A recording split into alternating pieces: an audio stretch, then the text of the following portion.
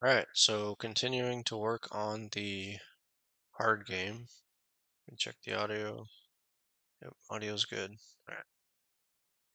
So just a couple things that I looked at offline or not on stream. Um, the reason it was not giving me an ID was because I was not authenticated. So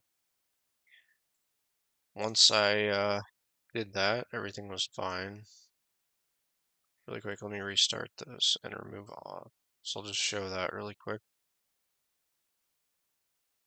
So we're still going to be emulating the functions, but not the auth for now.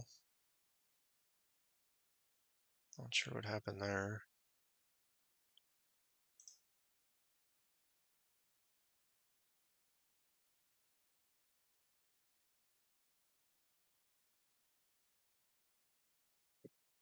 Might have to reload this. I don't know what's going on. Try that again. Can't be reached. Oh, yeah, I know what's going on. So I'm not emulating the auth anymore, and I shouldn't have closed that. All right, whatever. Let's reopen it.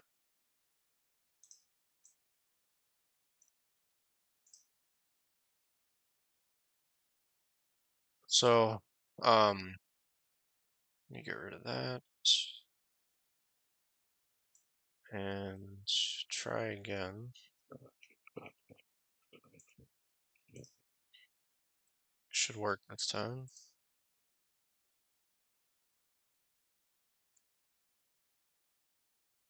All right, cool. So if I hit play now, it'll hit the server and then come back with my user ID as expected. And that's the user ID in the actual remote in Firebase. So I did set up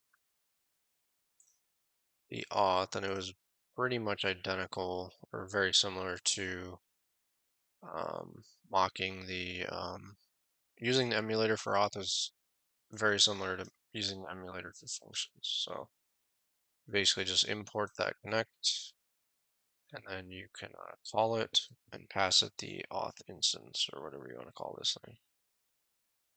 So once you do that, yeah, they tell you it's not currently running, and that's true. So if I go to, and this is that UI dashboard thing that they give you, which is pretty nice. I actually did only functions again.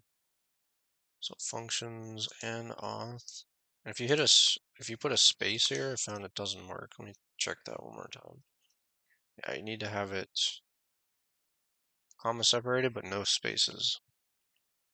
I also installed, or I upgraded the Firebase function, so that warning that was showing earlier is gone. So what's cool in here is, so now the auth is being emulated. So it's not using the auth in here now. It's using like a local instance of the auth. And what you can do is you can come in here and add users, but what I found is even easier is through this sign in. If I do that now, I have the option to add accounts. This is a pretty cool way to test multiple users very easily.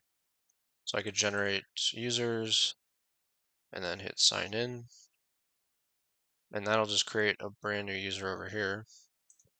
And I could do that several times. So if I go to sign out, sign in, add a new one, generate it, whatever, and then sign out, and I could sign in to whatever user I want. So I wonder if I do this. Let's go to just localhost 3000. Wonder if these will be handled separately or the same. It'd probably be handled the same because it's using the same. Yeah, it's using the same window and also same browser. But But I could open up probably an incognito tab and get that as another user, another browser, etc. So, anyways, like I showed, what that does is it creates users over here, and then I can log in as those users. And if I hit play now, that should still work. I'm not sure why it's not.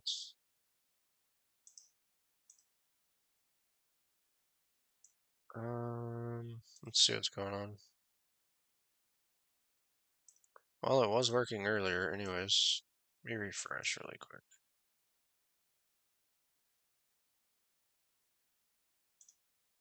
Okay, now it doesn't seem to be working at all. Now nothing's working. Okay, what is happening right now? Ah, that got frozen. It's weird. It's like, I don't know what this is. Sometimes command prompts will get frozen and you have to like resize the window or something, or maybe hit a button to get unstuck. Anyways, so yeah, if I hit play now, it does the same process that I set up before. It just goes through, um, where is that? Content. Goes through this function, which I set up, and it, erase that log now. And it calls this add message, and it sends this test message from client. So we should see that in the console. Test message from client. And then you get back the results or whatever comes back, the response from the function. And again, we do that through just returning something. And whatever comes back, we're going to pull the data from it and log it out. And so that's what we're seeing here. All right, let's get this running again. So what did I do? npx tsc watch mode. Are we in the right place? No, we're not. I need to go in functions. npx tsc TypeScript compiler watch mode. So any changes I make to the TypeScript files, it'll automatically recompile and output them to the output directory, which is shown here. Okay, so that's good. Now I could actually go through with implementing. Was there anything else I didn't talk about? No, I said why it wasn't showing up because we weren't authenticated. That's why we weren't seeing a user ID. So I basically just moved this test content from down here where we're not authenticated based on this ternary up to here. And I removed the chat because I didn't want to deal with that right now or look at it. All right. What's going on up here? I don't know. Okay, so back to the matchmaking.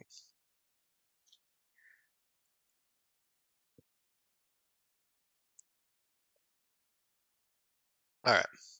So really when I do this, call the function, it's going to basically call the function which will add me to the pool and then trigger the checking if there's enough players in the pool. Okay. So first thing I want to do is set up that pool, and that will just be a collection. So that's going to be play now pool. Um, I was wondering how you should structure this because the collections have documents, right? I'm gonna add a document for now. But the collections have documents, and what would be better? I'm not familiar enough with Firebase to know, like, is it better to just have each user in the pool be a document, or should I have one document and then add fields to it? Kind of like how I have here. It's a different, completely different use case, but Stupefy Me, welcome to the chat. How you doing? Each user one document. Really? Okay. So what this is, or how I'm structuring it anyways, is this is a collection of just matchmaking. This is just a pool of players that will be added. But one user each document? Okay, that makes sense. Each document being its own user. Okay. I wonder if I add it, I think the best way to do it is actually make the document that gets added the user ID of the user. I think that's the way to go about doing that. At least for what I'm trying to do now. I'm gonna have a separate like collection over here for like, I think I want a separate collection for the actual like user information, like their profile information, like their I don't know if there's an avatar and their avatar, if they have a rating, an ELO rating, it would have their ELO rating part of that. I think that would be better in a separate collection rather than in a collection. In that same user collection, there would be like, I'd have information about how they're in the pool. I don't think I want that. I think it'd be much easier to have a separate collection for that. I am using Firebase Auth. Yeah. I'm right now I'm using the emulated auth, but yeah, I have Firebase Auth set up only through Google. I decided this 4 years ago when I began working on this thing, and then I didn't work on it for 4 years. But I think the way I want to go about this, first of all, I don't expect there ever to be a lot of users anyways, but if there ever was, I think I'd want it to just be through Google. I mean, you got to have a Gmail account if you want to sign up. That's how I want to do it. I don't want to deal with any like passwords, or, someone says, "Oh, I used your password on your site and something happened and I used that password on another site." Any stuff like that. So it's just going to be through Gmail. Okay, you can use the Facebook user ID as the user document ID. Or Firebase user ID. Okay. Yeah, that makes sense. Yeah. So, so Firebase user ID. Okay. So how do we do that? So we get access to that through this context, which we just saw when we use the on-call, or not the on-call. Yeah, the on-call style. So that is here, this style of functions rather than the other style. I'm still debating if I actually want to do that, but even if I use the other style of functions, um, the just regular functions, then I still can send the user ID, so it's not a problem. But for now, I'll use these. It's very easy to grab the user ID from that. So, all right, well, let's pull that for now. Let's get rid of this text. Um, and this will be, I guess we could have just its own function for add. What do we want to call this? Not add message. Add user play now. That seems reasonable name, at least for now. Stupefy Me, you have some pretty good experience with Firebase? Hmm. Sounds like it. Okay, return. So the process is the user clicks the button to play now. And this is going to be iterated on, but the first thing I want to do is we'll send that message, or send that basically request to this function. and this function will take in their user ID, it'll add it to that collection. So we need a reference to that collection in here. So I'm gonna hard code it in for now.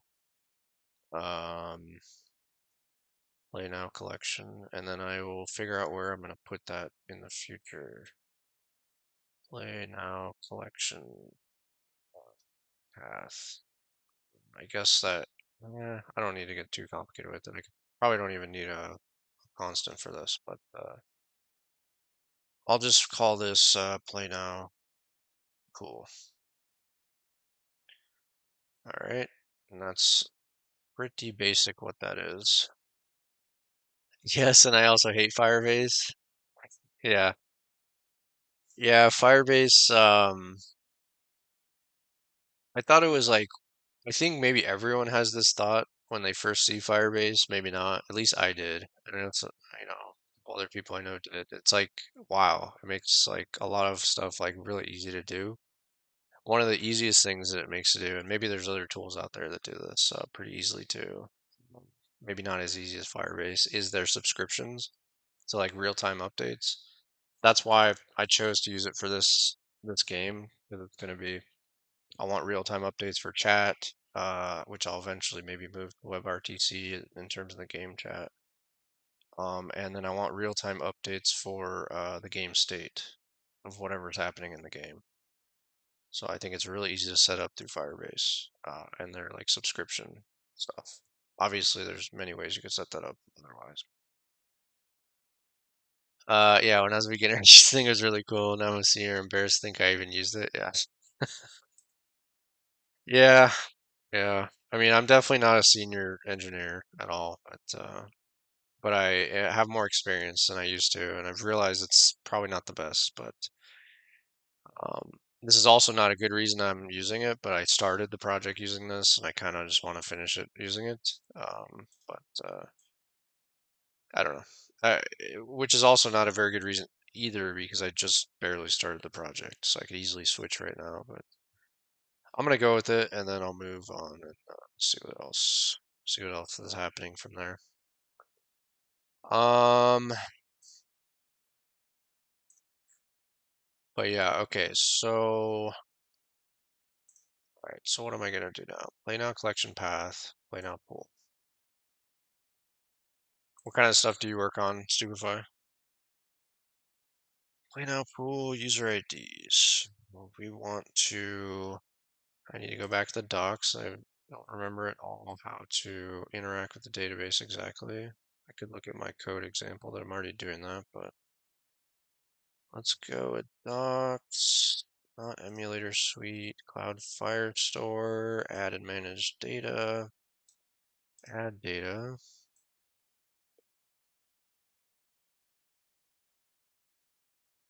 Supabase, yeah, I've heard of Supabase. Supabase.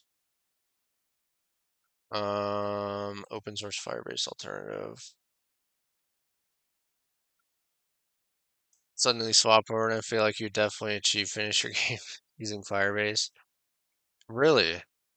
So like finishing the game, say I'm starting from scratch, Firebase would be faster. If I'm starting at the very beginning, which I kind of am, Firebase would be faster than say Supabase.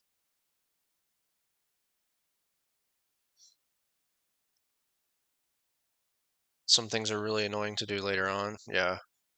I guess there are two things with this. I don't like the idea of making little projects that are kind of throwaway, but at the same time, this project kind of is a throwaway project. It's not a project I'm probably going to build off of and have this amazing spade site that's as big as, I don't know, LI chess or something, or Lee chess, however you say that. First of all, spades isn't that popular, and that's what the card game I'm doing is, spades, by the way. But it is kind of a throwaway project. And the project, I don't know. So maybe that's a reason to not use Firebase. The project is for my portfolio, development portfolio. That's the whole point of it. So maybe that's a reason not to use Firebase. I don't know.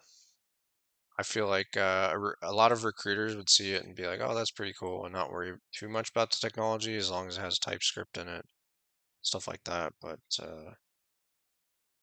I don't know.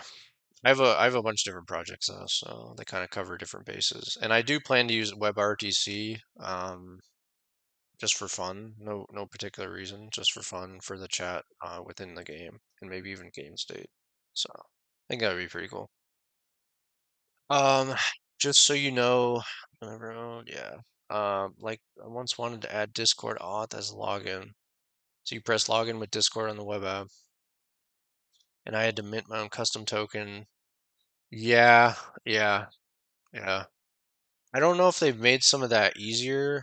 I know they talk about some of the kinds of things you're just talking about with that, but I think they definitely have improved from the last time I used Firebase, which was about 4 years ago, or at least used it seriously. Um, so they've definitely done some things a little bit better, but yeah, I think it is kind of a lock-in for sure. One thing I really like about Firebase, and maybe there's other places that are better, but I've used it for hosting. I think their hosting is actually fine, and I like they give you a URL that doesn't look terrible without even paying for one. So if you decide to dump your database, which you can do, let me see, how easy would that be? Import, export the documents. I'm sure there's other ways to do it through code as well. Had a bunch of really annoying fields. Okay.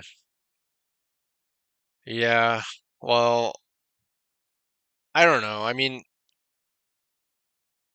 you have to do it through Google Cloud Platform or programmatically. Okay. I wonder if this, what is this? I don't know. Maybe they've changed. I don't know. Anyways, I mean, what do you think about using Firebase on for a portfolio project? I feel like at least for recruiters, for a lot of recruiters, maybe they wouldn't care as much, but like if it got past a recruiter into a technical manager or whatever, they might be like, ah, that's true. The recruiter isn't one hiring you. That's true.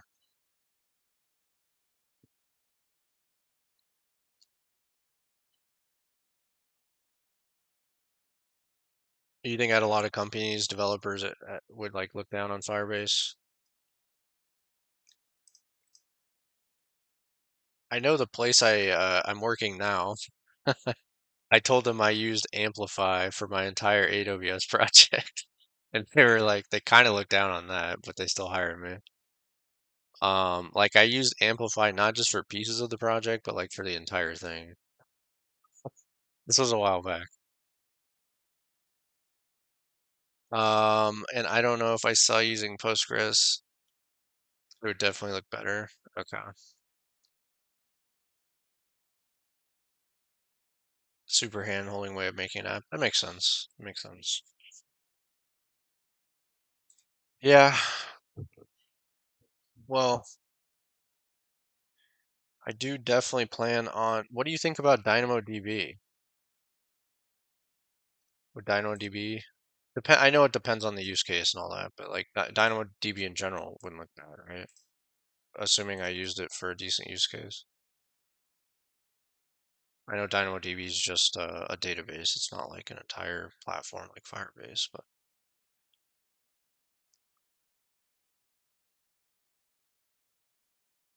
I guess what I'm asking is, would you think that, yeah, only if you had a good reason to. Okay. My main reason I do plan to use DynamoDB a good amount. My main reason is like, I don't know. It is super easy to like um it's like fat. I know you could scale all kinds of databases, right? I know it's possible. There's sites that help you with that and stuff. I don't know. DynamoDB is kind of easy. It's definitely not the right tool for every job for sure. Um, you want to know to use that before you even decide to use it. Okay. All right. How long have you been not how long have you been programming, but how long have you been professionally in the industry? Because I've been programming for a long time, but I've only been professionally in the industry for about a year or two. Hmm. I'm just curious. I mean, if you don't mind asking. Professional for 10 years, nice. A long time.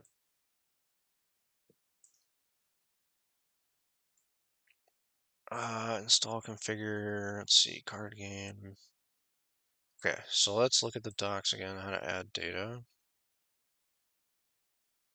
So set a document, data types, custom objects, add a document. So this would be add a document, pretty much.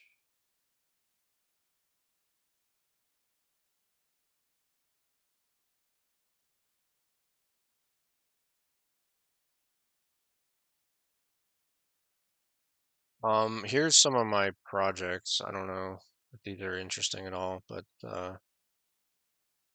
so one of them is I'm building a DFS optimizer. Daily, this is not depth first search, by the way. It's daily fantasy sports. So there's already a Python package out there that I'm basically using, um, and a C++ program that I kind of had to modify slightly and port over to WebAssembly. So that's one thing. So it's using PyDI to run that Python package, a little bit of Python to do the modifications, a little bit of C++ to do the modifications, WebAssembly, and then Svelte. And that's all going to be client side. I'm like super into WebAssembly right now. I think it's pretty amazing what it's going to be capable of and what it's already capable of. This project, very basic. That's React, Firebase, TypeScript. Um, Planning to probably do most of my own CSS for this project as well. Other projects I could use Tailwind or whatever Material UI, any sort of CSS pre-built stuff or classes. But for this project, I really want to just use my own CSS. Real-time stock scanner, this is like going to be my most complex thing. It's obviously not going to be perfectly real-time. We may experiment with SolidJS. I'm most likely going to learn Go, which I've started learning to do some processing on the back end. Um, That'll probably mostly use Lambdas, AWS AppSync, um, maybe a couple different types of databases, maybe DynamoDB. I haven't gotten into that. And then just a basic game just to show games. I've already started this Asteroids clone. And then I wanted to do this music source separation app, um, which is kind of similar to this DFS thing. And the fact I'm using PyDI, I want to make something that normally runs in Python and without changing it too much, without changing the source code too much, make it run in the browser client side. So maybe not the best things. All right, let's see. Okay, so any of the following. Also recommendations for future apps I might suggest to do. Any of the following for DB backend. Supabase because you can export PostgreSDB and it's open source and can do everything Firebase can do. Okay. Uh, Planet Scale, yeah, that's Planet Scale. You can write scalable MySQL stuff, right? Or not MySQL, sorry, SQL. I'm gonna write these down on the side and save this. Railway I've definitely heard of. Railway is kind of like Heroku somewhat. I've never used it, but I think it's similar to that in some ways at least. Planet Scale, definitely heard of that. Like I just said, Amazon, just basic EC2 instances, learning Wasm, uh, Rust. You're working on Rust at the moment, so we'll do, what is this? Oh, if you click on a message, it has a thing. Is that new? Anyways, okay. I'm doing Rust. We'll do some WASM soon. Your second project makes your Firebase project irrelevant. If you made that the stock thing, I wouldn't even look at your card game. Yeah, it's somewhat true. It's somewhat true. I really like this. I really like the idea of a card game. I don't know what's wrong with me, but I guess this is partly for a portfolio project, and partly I just kind of want to do it, even though, like I said before, it'll just sit there and nobody will use it, but it'll be there anyways. I don't know. It's kind of weird, kind of a waste of time, but maybe not. I mean, regardless, I'll learn some stuff. It's also an excuse to get more familiar with TypeScript too, because this will be like the first, or the only thing on this list that uses TypeScript with React. And which I'm learning. I mean, I should already know TypeScript, but I'm kind of learning it right now.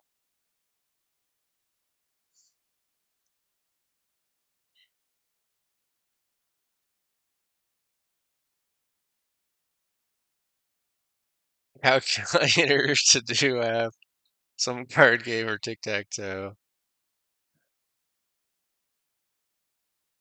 Yeah, I think the card games like goes above that level though. Especially, it's not like a solitaire game, although not. It's not like a single player like game, you know. I mean, even though it uses Firebase, which is hand holding, it goes like a little bit beyond that. Some of those.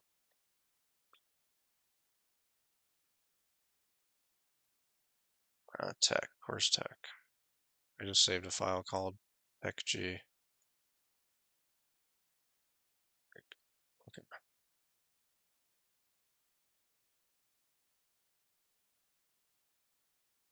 Mm.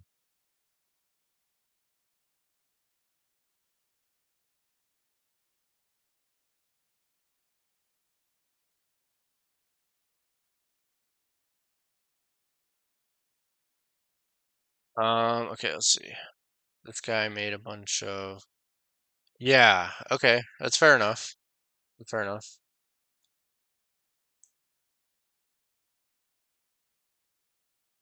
These are. Oh crap. Hopefully that music. I'm always worried like this video will get muted. I mean, it wouldn't be the end of the world, but yeah, I mean, I see what you mean. There's no music playing. Okay, cool. The music is it was playing in my headphones and like sometimes that comes through on the mic. Like I've had that happen where I've like the music's so quiet and I even have a filter and it'll come through somehow on the mic and then YouTube will be like, "Ah, you can't post this." Like, "What?" All right, well, I think it's fine. It's probably not copyright music. Um, anyways, so it's lo-fi. That's true. That's true. All right. Man, I would love to like stream and like play music. But I've even done that with like this NCS thing, and I don't know if they got it wrong or whatever, but like they blocked me even with the NCS music. It's like the music's louder than my mic. What? That's crazy. How is that possible? Look at this. I have it completely muted, so it's coming through on my mic louder than me. That's crazy. Or I have it set up in a way that I don't understand. It's that website.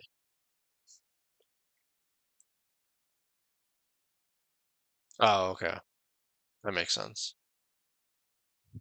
I mean, I'm kind of impressed with this site. But you're the senior with 10 years experience, so and you'd be the one in charge of hiring or not. I'm sure this is more impressive than a lot of what you see though, right? Like it's probably more impressive than like 90% of what you see, I would guess. Yeah. But I know what you mean. Like once you see one and then you have like seven of the same thing or whatever, however many 10 or however many he has. I know what you mean. That is why I'm trying to use different technologies on each of these things. Um, so so I'm using React. I mean React because it's just like crazy popular. TypeScript's expected nowadays, so that's nothing special.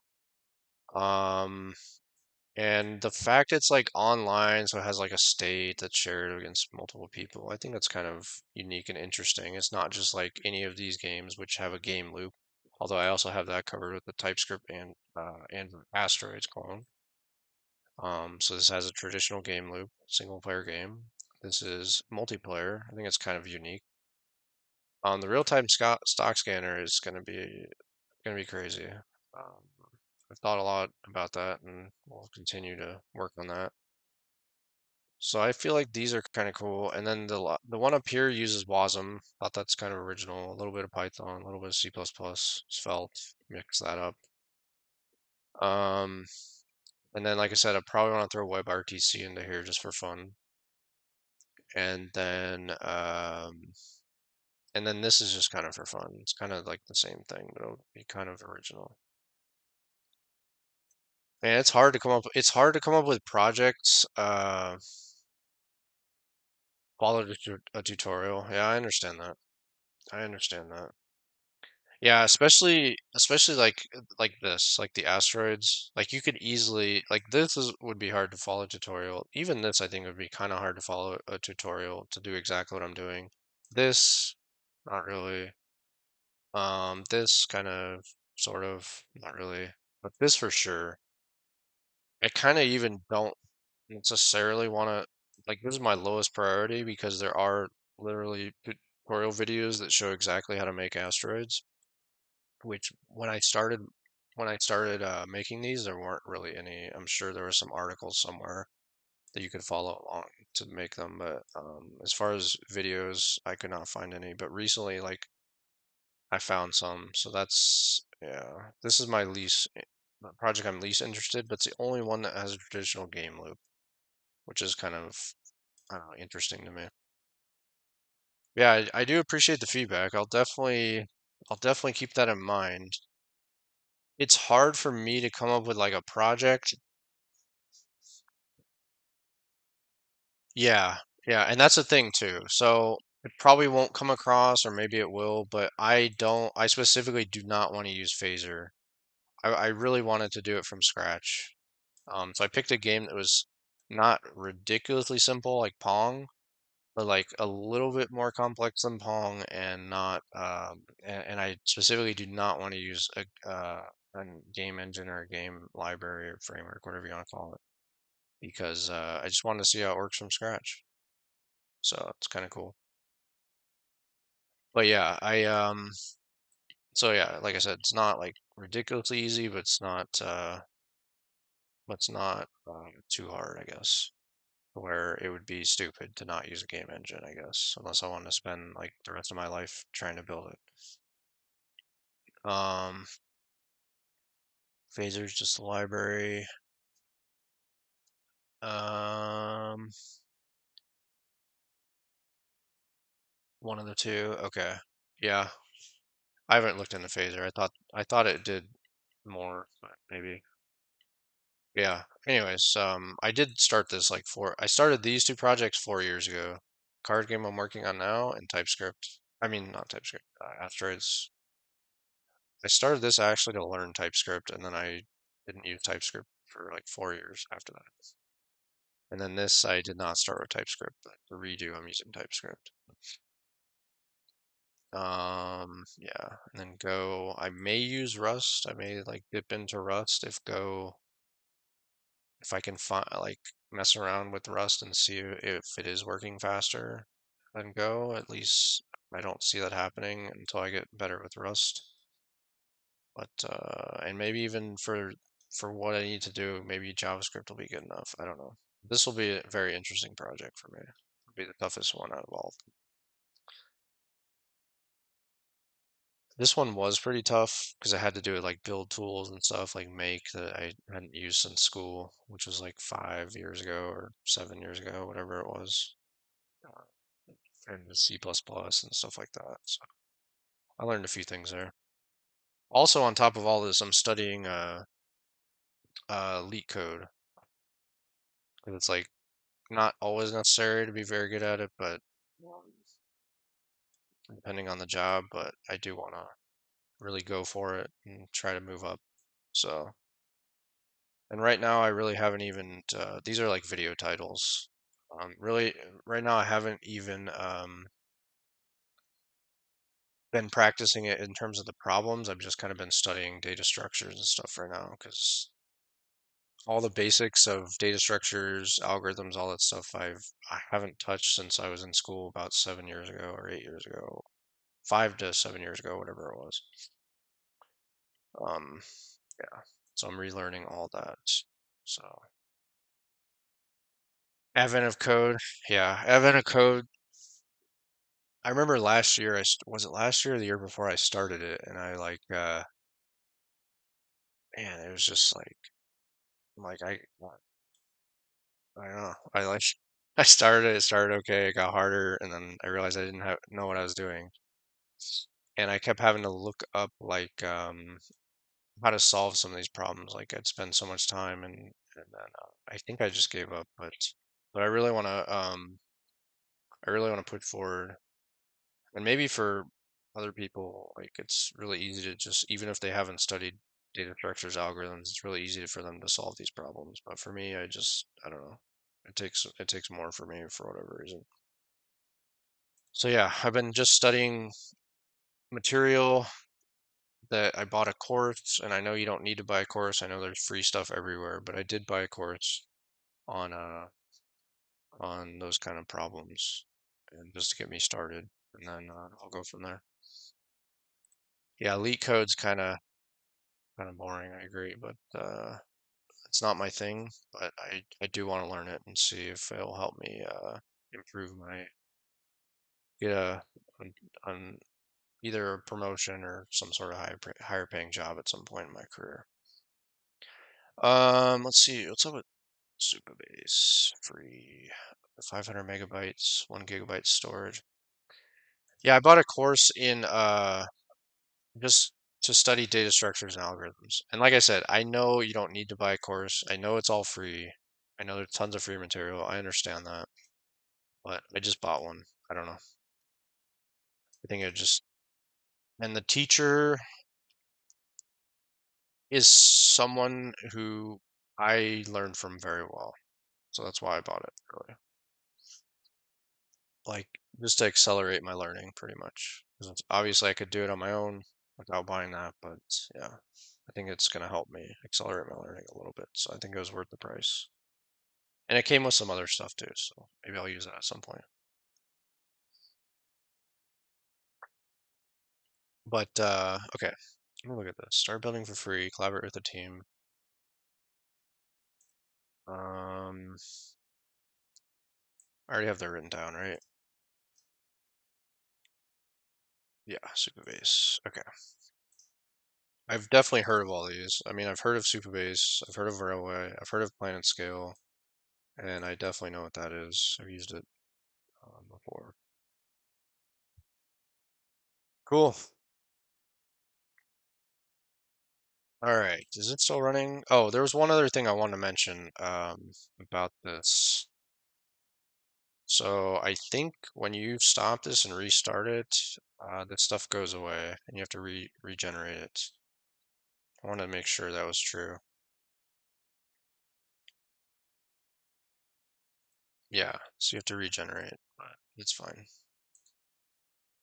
All right, sign out, sign in, add an account, auto generate.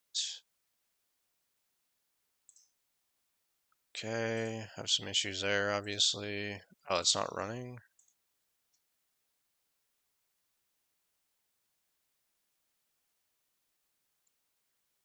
Let me see. So that's there.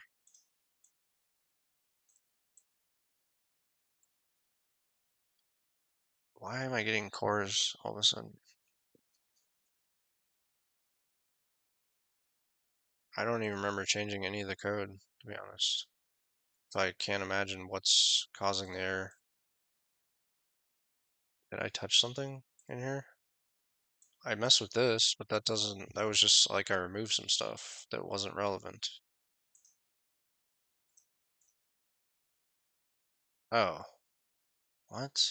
Oh, right. Okay, I guess that was the problem. Play now collection path. What is the problem? It's declared but never run, so did it not emit a JS file or something? Confused. What's the error?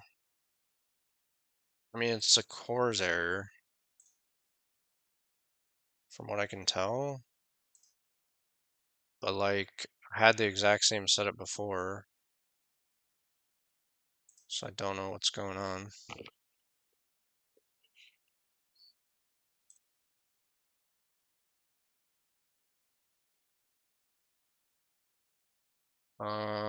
Something's weird. Oh, I know what it is. Oh my gosh, dude. Here's what it is. Watch this. There we go. Oh, well, that was at least that error where it wasn't loading. Um, okay. Seemed to complain that it couldn't reach it. Yeah, but I literally didn't change anything. What did I change? I removed a console log. What did I do in this file? I added a semicolon. What the heck? I added a padding to the top of that. What else? And I just rearranged these imports. Okay, that's on the client. Yeah, that's on the client side. Server side, I added this constant, but I didn't do anything with it.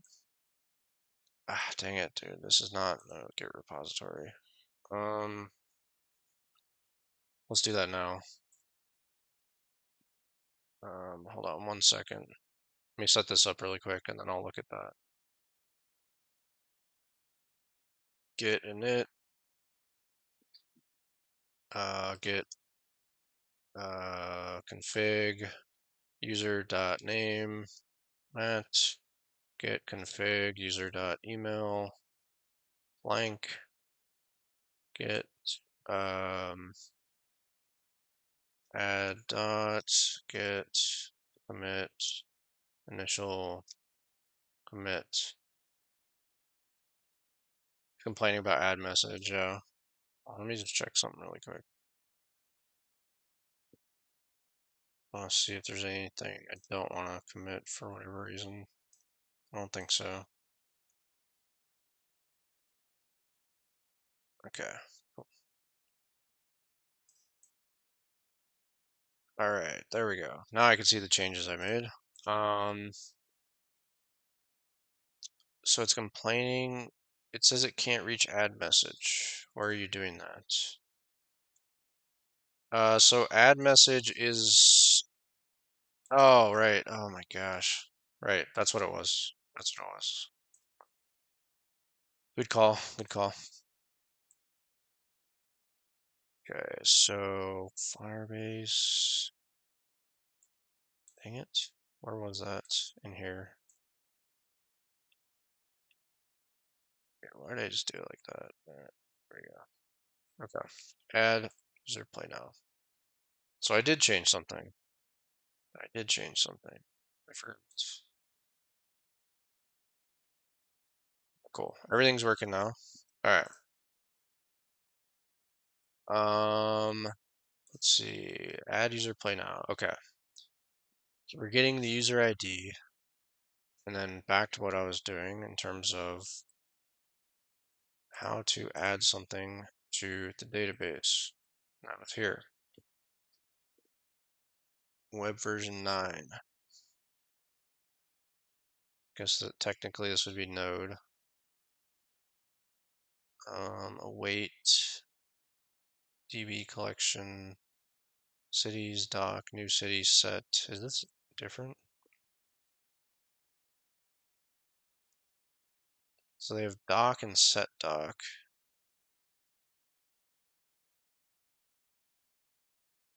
Okay. Oh, another thing before I do this too, I want to emulate, I want to see what it looks like when you emulate the Firestore. See if that's something I want to do. If it clears it out every time, could not spawn Java version, make sure version, what? Thought I already did that. Really? Swore I did that. Okay. Edit. Path. Edit. So I did add it, and it got deleted. I don't know why or how. But I definitely added it. Maybe I didn't save it. Alright, Java home slash bin, and then Java home is just that. Are we good now? Close this. Java dash version. Okay, now we're good. Alright, cool. What was the so that was in this folder here. Uh, in Firebase. I know it's weird, but I do like to have this in a separate window. Um,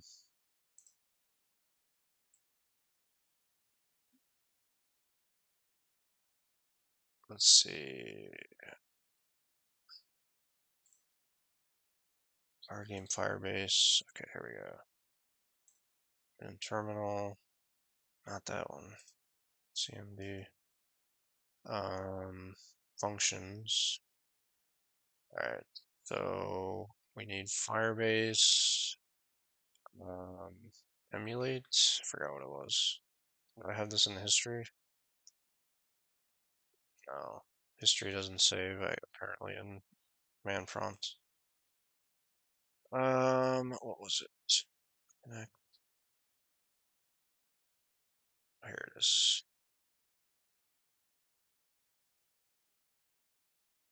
No, that's not it. Emulator suite. Connect to the authentication emulator. Get started. Emulator start. There we go. And then only. So Firebase, emulators, start, only. So we'll do functions, auth, and Firestore. Hopefully we don't get that Java error now. So apparently the Firestore runs Java, or uses Java. The emulated one. Alright, let's take a look at this. Or wait, I already have it open. Well, let me close this. So Firestore. Okay. Alright, so if I create a collection, my collection, and then save. So if I do that, and then if I shut this down and restart it,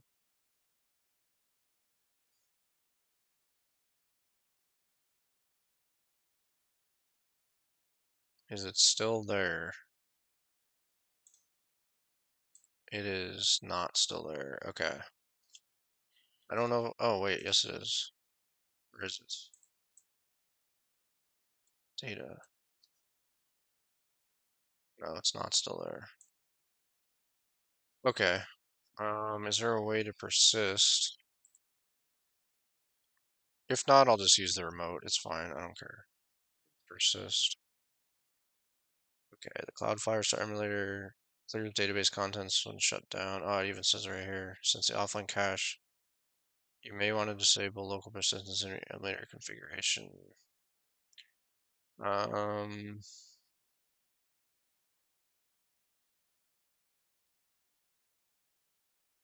What? Oh, persistence is disabled by default. Okay. Why would I though?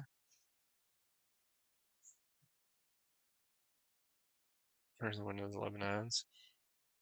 Um,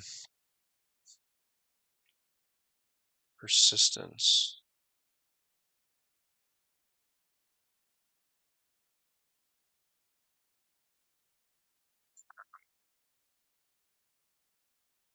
Settings, I'm sure go in here somewhere. Let's look at the reference, I guess. App indexing. Um, Emulator. JavaScript.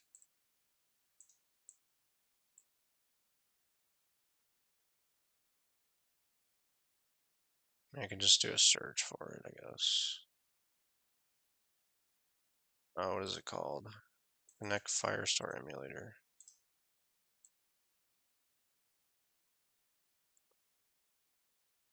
Options.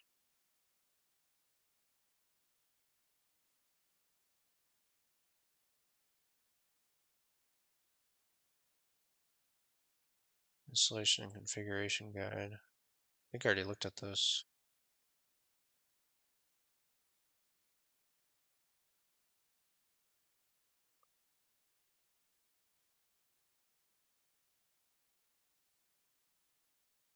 There's nothing about persistence in here.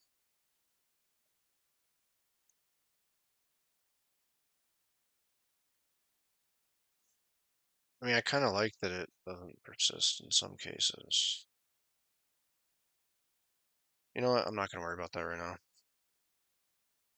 Screw the persistence. So I'm testing. I mean, I would like it to keep the collection, but it's not a big deal. All right, so what did I call this again? Play now pool.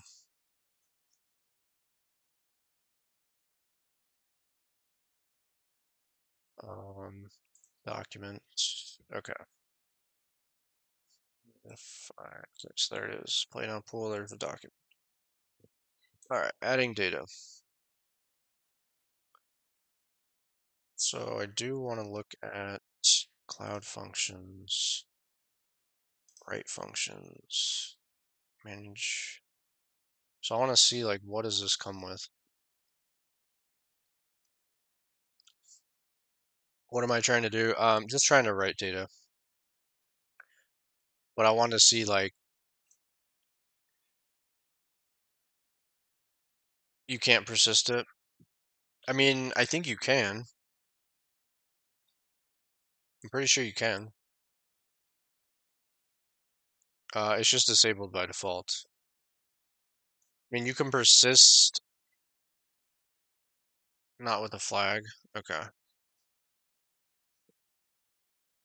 Yeah, I think you have to like, it's probably part of this connect Firestore emulator function or something. And you pass it some options. I don't know. But I don't know if I care about persisting it. I guess it would be nice to know, but obviously it will persist on the remote database. So, but I think it actually would be beneficial to just to actually just clear it out quickly. I guess I should know how to persist it though, if I wanted to. Emulator config. Um, Test environment config. Firestore emulator config. Or no, Firestore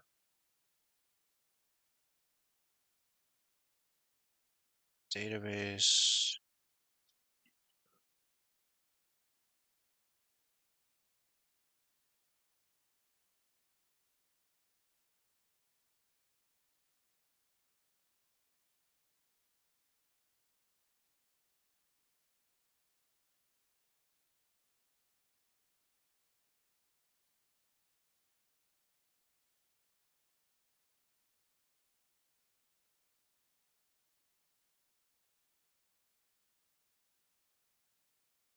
It allows you. Yeah, that's true. This is actually one of the main reasons I even set up the emulator is to use Firebase functions without a paid plan, which is awesome. Um, I was gonna like set up my own custom mocking functions, but then I found this. By default, they don't store any data. That is, if I ran create a user, next time I run it, the user would be deleted. Yep. I don't know about you. Okay. Luckily, they can export and import data. Ah, so you just import it. Okay.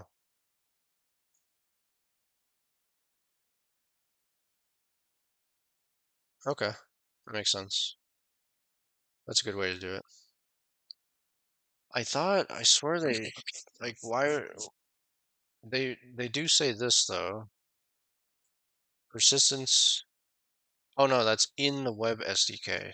Never mind. Never mind. Gotta read. Okay, cool. All right. That's a good article. I'm gonna save that. I mean, it's pretty I mean, the solution is to import and export. I could probably set something to do that easily automatically. For the web, it's for okay, yeah, yeah, for sure. Um, all right. So thank you for that link, by the way. So what I want to do is, what was I just doing? Oh, I wanted to see if this code. I basically want to see like what um how the node stuff is set up or the functions are set up. So if you look at cloud functions, Google, yeah. I think I Googled it. Did I? I think I Googled it. Or I was going to Google it. Oh, yeah, I was gonna Google it and then I just searched in their reference material. So yeah, I did not Google it. So API reference, so cloud functions, all functions directly, trigger background functions. I wanted to look at basically kind of find out if like their documentation is out of date. Because if you look at or not out of date, I want to see what version of the Firestore is built in, I guess you could say, with the cloud functions. So how do I see that? So introduction. I guess how do you use the Firestore in a cloud function? Okay. Deploying specific functions. Okay. Yeah. By default. Yeah, yeah, yeah. Modifying functions. Name. Firebase admin SDK. Okay. Firebase admin SDK.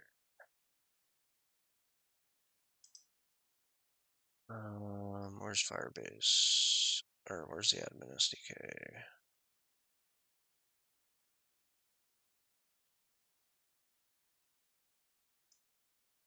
Firestore.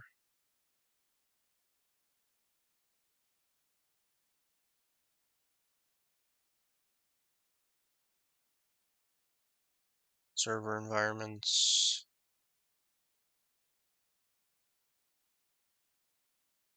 Admin SDK.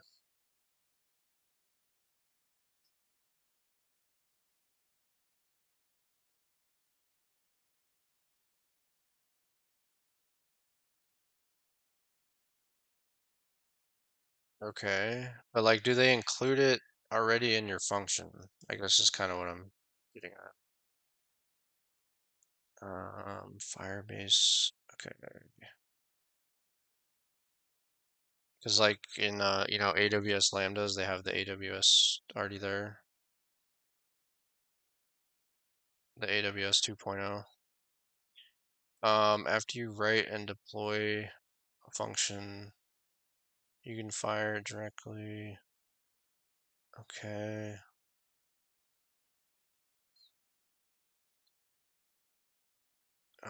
Call functions directly, write functions.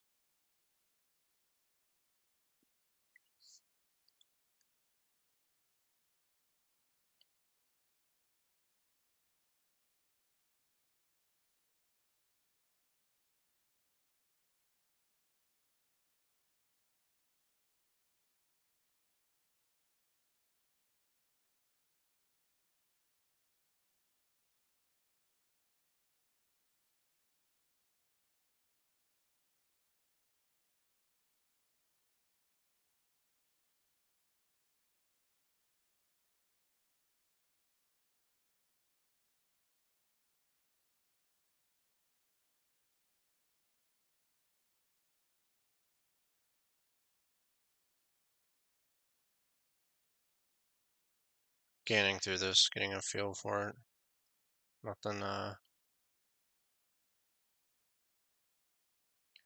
Nothing crazy.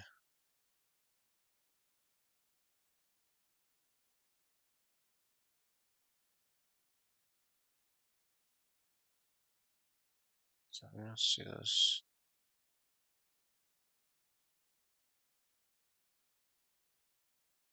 Click on the blue index.js.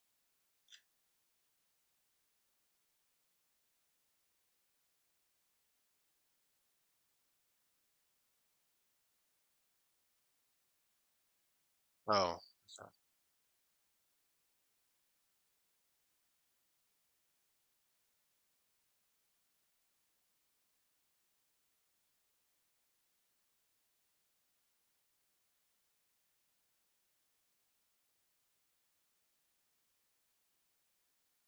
okay. What is this? Readme.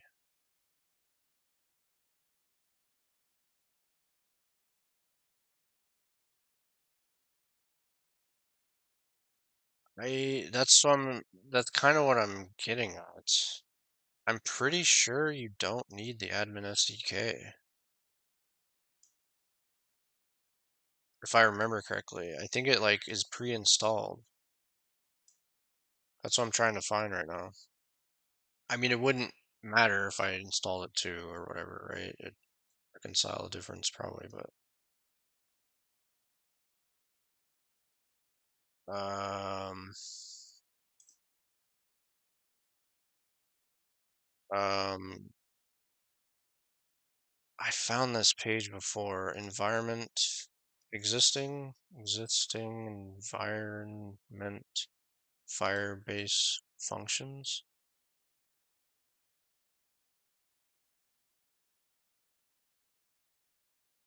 Admin,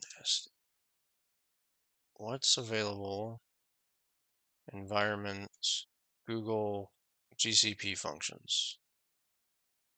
Let me just look at that. Execution environment.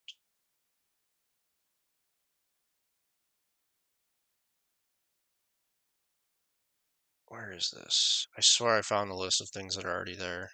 Like you don't need to put them in your thing, in your package JSON.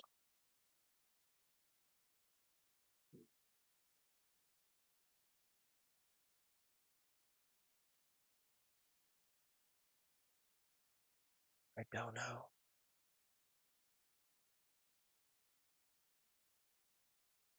Yeah, let's take a look at that. That's a good idea. Functions, package JSON.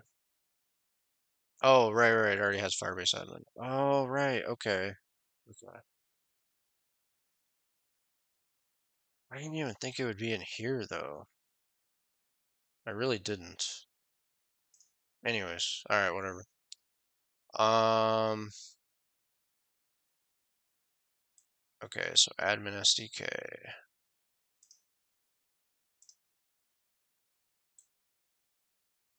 Okay, get up source code.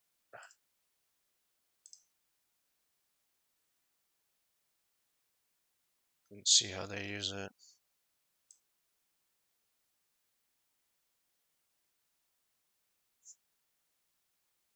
Let me see. Let me just check something really quick. Okay, that's not too old. It's only 6 months old. That should be good.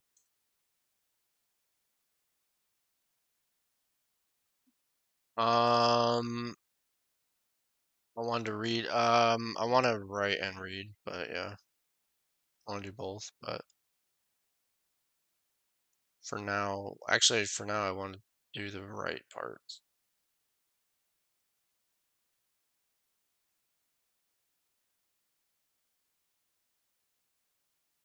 Okay.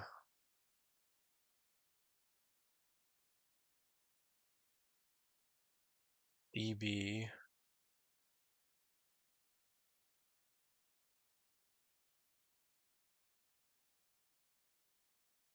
Okay. So it's very similar, actually. I'm surprised you need to do this, though. A little bit surprised.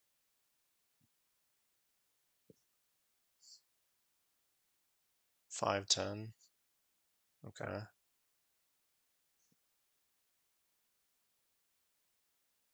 Your documents.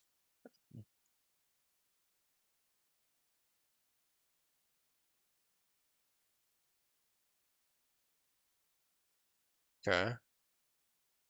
I think I'm okay once I get set up. I just need to get the setup part done first. So let's do this first. Let's bring this in. Let's get rid of these for now. What do you mean by set up? Or I'm already set up. 'Cause I don't have yeah, that's what I mean. That's what I mean by setup. I just meant set up this file to what I meant by setup is like set up so I have access to the DB variable and start using it, pretty much. That's what I meant. No, no, no, no. Just that.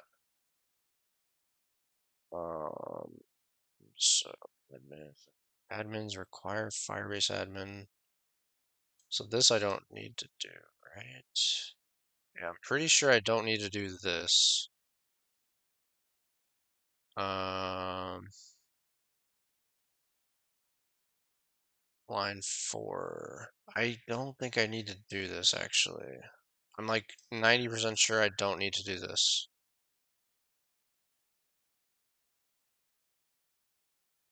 I think they have the app like context inside of your function.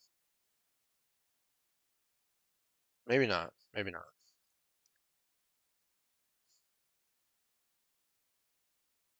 Let me just try this first. And if it doesn't work, let's just see what this does. I'm curious.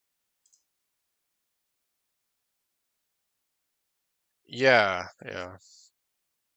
I mean, maybe I'm wrong. I don't know. I swear you don't need to like do some of the setup that you would normally need to do from like if I wanted a node server running separately and connecting to it through the admin SDK. I swear there are some things you don't need to do, but I could be wrong.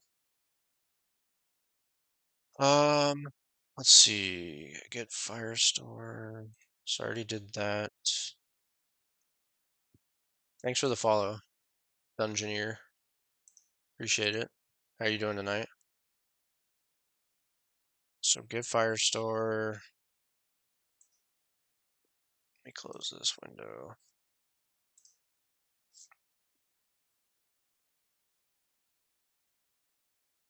Yeah, that's true. If it won't let me. You know what I could do? I could just like log this out and see what it does. DB. See what it tells me. Okay. Let's make the function run and see what we get in the logs.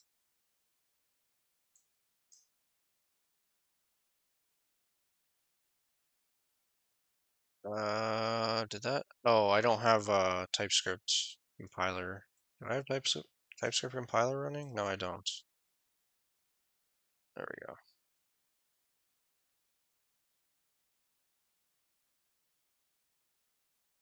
Here we go. All right, Firebase error. Failed to load function definition from source. Okay. I guess I do need initialize app. I was wrong. Initialize app. Okay. That's what it's talking about, verification, huh? That's crazy. I don't know why I thought that then. I have no idea why I was thinking that. Just an idiot, I guess. Initialize app. I don't think we need this though. And then initialize app. Is that it? Admin.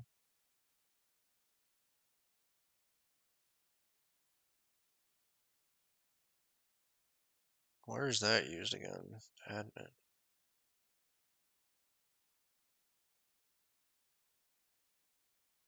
What?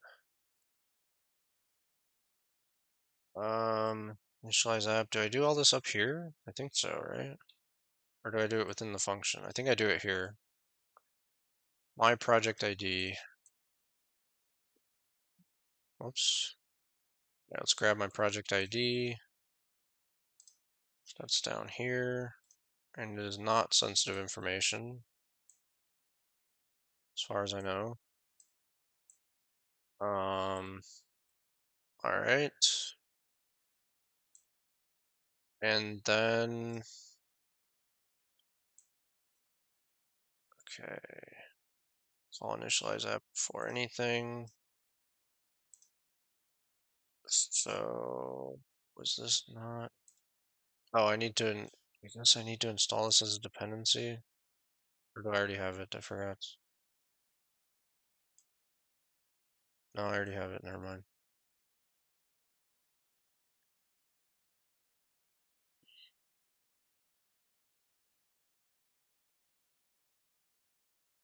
Yes, this is the page. This is the page I was looking for. Okay, here we go.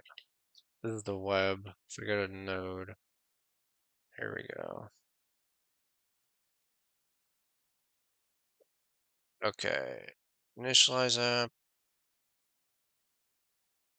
Initialize app. DB is get Firestore.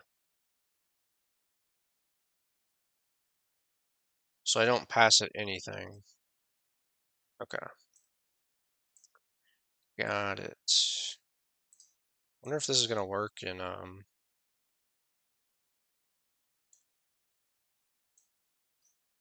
me restart this.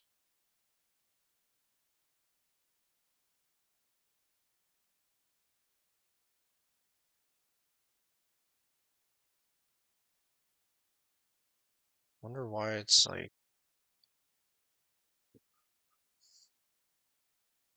I think we're good now. Alright, let's see what happens. Okay.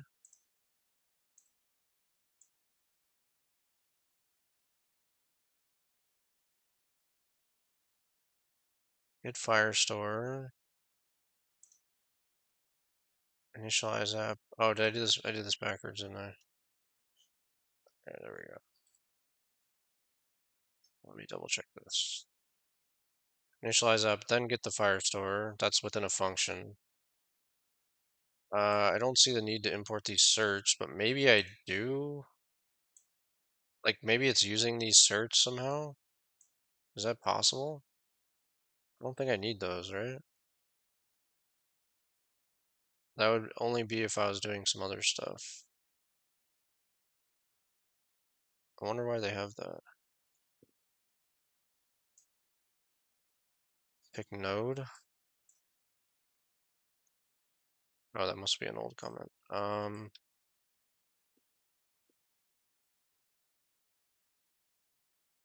Okay, I think we're good now. I think I just I did that backwards maybe. That might have been the issue.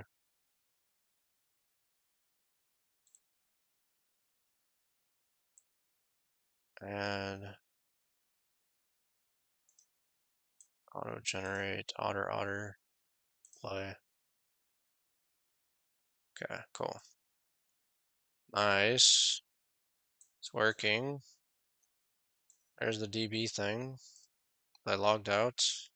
Cool. All right.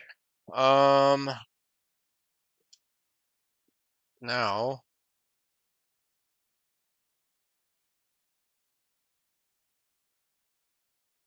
okay, cool. So you do that outside of, you definitely do that outside of the function, right? Yeah, pretty sure you do. Do those in that order, not that it matters. All right, now going back to this, where was I? I'll just look in chat. I think it was linked. Yeah, get data. Okay.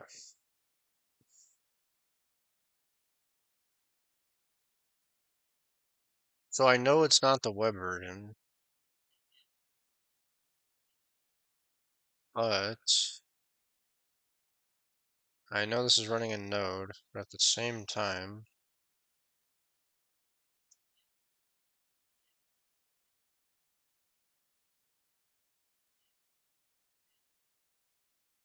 I just want to see something really quick. Just wanted to see something real quick.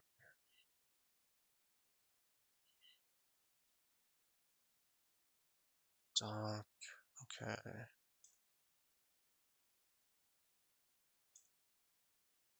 Interesting. Okay. Well, if I couldn't find good Node documentation, it looks like I could just use the namespace web, and it would be somewhat comparable. All right. So I just need to add documents. So get data. What is this? Why is this under the get data section, by the way? I don't know. I guess because they're writing the data. Oh, it's, yeah, example data, so you could read it. Okay. So paginate data. So set. I kind of want to look at the reference here. So reference. I want to see the differences of these things. So where is that? Admin SDK. Node. Where's Firestore? JavaScript version 8. Oh, here it is. It was over here. Firebase admin Firestore.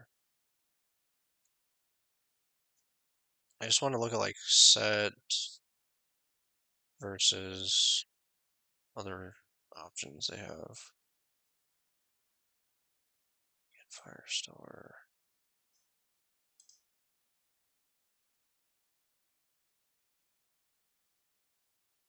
Doc. Document reference. Okay.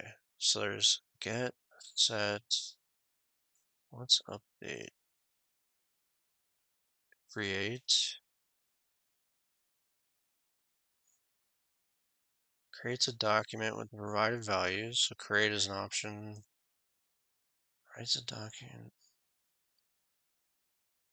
If the document, okay, this is what I wanted to know. I'm sure they would have said this in the example. If the document does not exist, it will be created.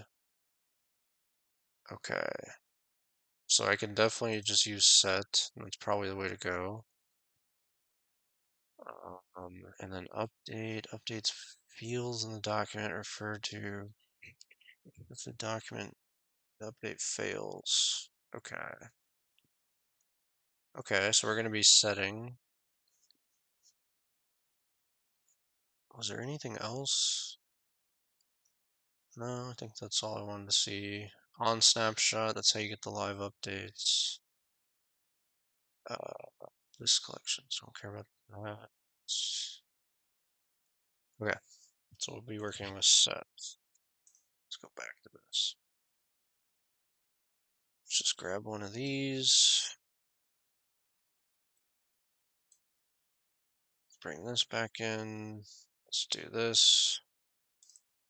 Let's use this for no reason. And this will be called play now ref. Wait. Uh, play now ref. Doc, and this will be for now. We'll do context.auth.uid, possibly undefined. I'll do the error handling right this second, but let's just get it working. Set UID, and then I don't know, we'll just do a status or something. Or no, actually it'd be good to have a number or a date so that we can order them and do first come, first serve. Not sure if there's another way to do that automatically, but maybe. I have the UID up here, so it's alright, let's just use it. Oops. Dang it. What did I just do? Okay. Implicit any type. I'm just gonna do an any for now. Just because, actually I could just say string, right? String or undefined, just for now. I'll deal with this type stuff later. Alright, ID will be, there's gotta be like an auto incrementing thing too, right? ID. I'm sure there is. Yeah. Yeah, I know. It's TypeScript. I'm just trying to get this working, and then I'll deal with the types in just a second. Or in a minute. So doc UID set ID field value increment. Okay, so that's why they had the field value, or not why, but that's one thing I could do. Field value, thank you.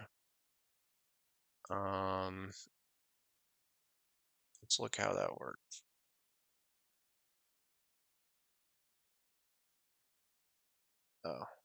Oh, field value.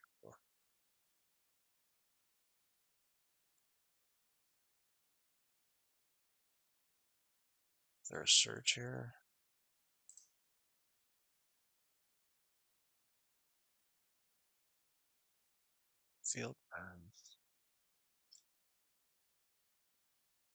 Field value increment. Returns a special value that can be used with set, create, update that tells the server to increment the current fields by the given value. Increment the field's current value by the given value. Oh, so that would be like 1. Okay. Okay. I don't need that Firestore part.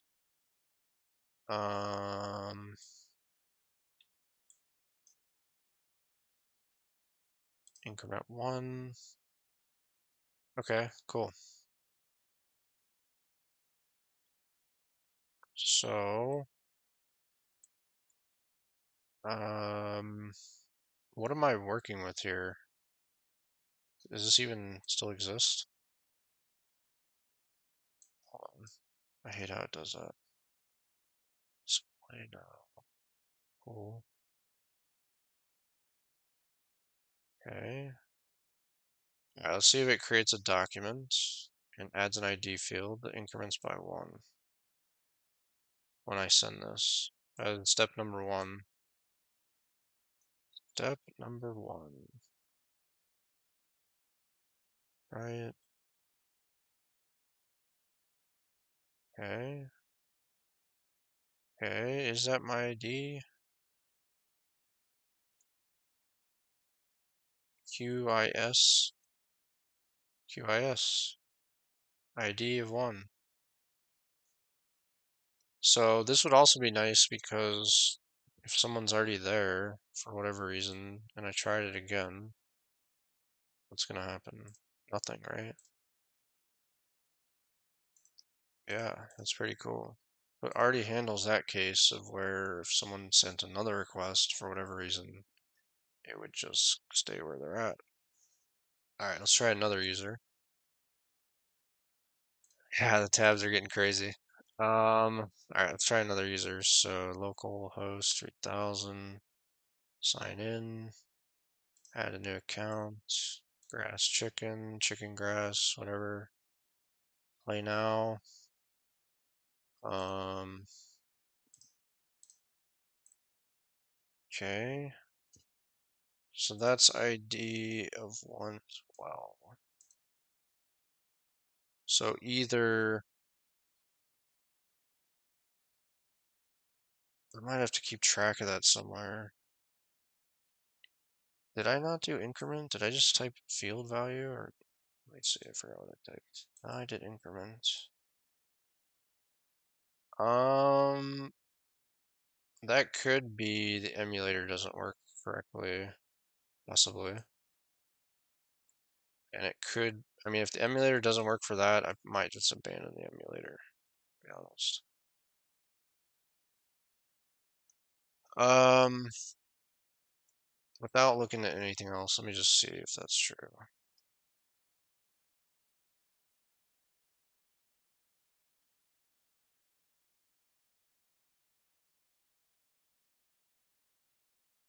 The code logic is wrong. Maybe. From what I understood about increment, it's okay, but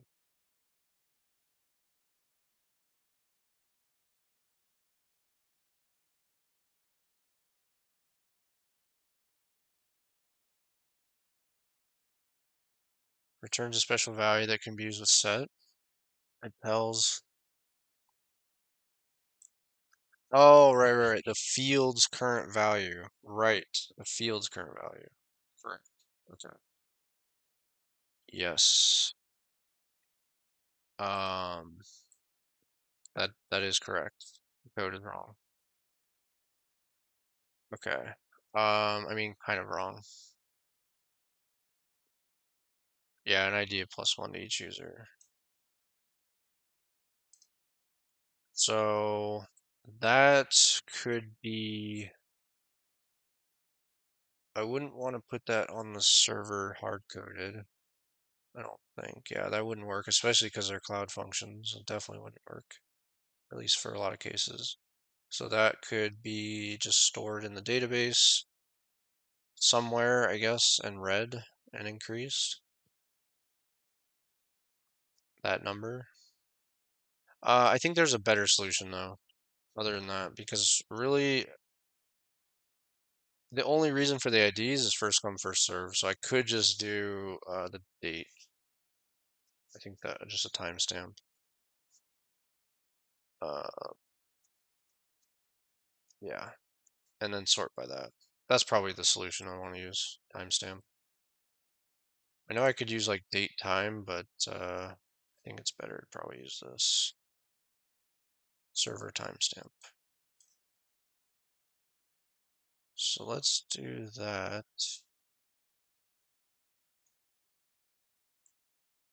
Um, One other thing I could do instead of the way I'm storing them now. So I'm storing them by the ID of the user, and then I'll put a timestamp on the document fields. I could also just sort by, or store it by the, no, because then there would be multiple documents with the same ID. So I can't do the timestamp on the ID. So I have to do it this way. Absorb you into their system. Yeah, it's not, I agree, man. It's not the best. I totally agree. But it is handy in some cases. Field value server timestamp. Okay, let's use that. Okay, so field value server timestamp. Okay.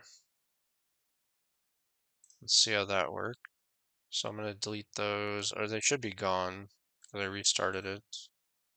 Oh, but now it's connecting to the remote. Let me redo this. Auth Firestore.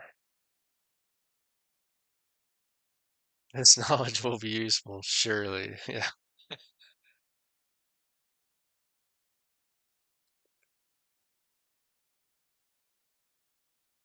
Yeah, I don't know. All right, let's see. So now this should be empty. And I'm seeing I might, why did I restart that? It's fine. Right now it's not a big deal where I need to mess with the import. Export, play now pool.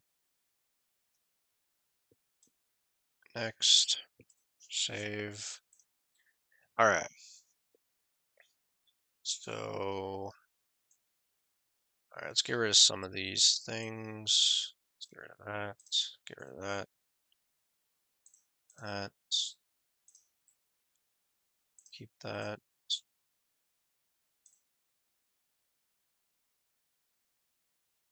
I want to look into this too.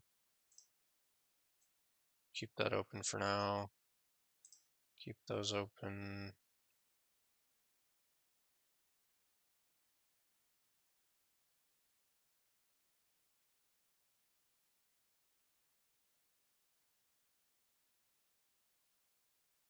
Okay, actually, what was that little thing?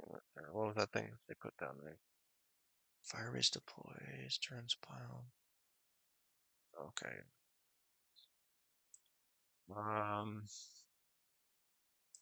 You can probably close this for now. Configure. Don't need this at all. Actually, what was this? Actually, don't need this. Okay. Probably don't need these rules up. I'll leave that up. Might want to mess with those. All right. Anyways, back to this. Let's try this again. With the date, I think it's going to do exactly what I want.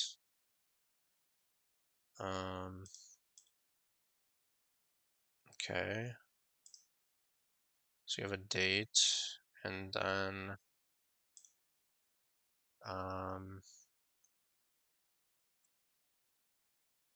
where's the other guy? Play now. As a date. Cool. So yeah, it'll just organize them by, for now, just the timestamp. It'll sort by that, and then find the first four, and then group them up into a game.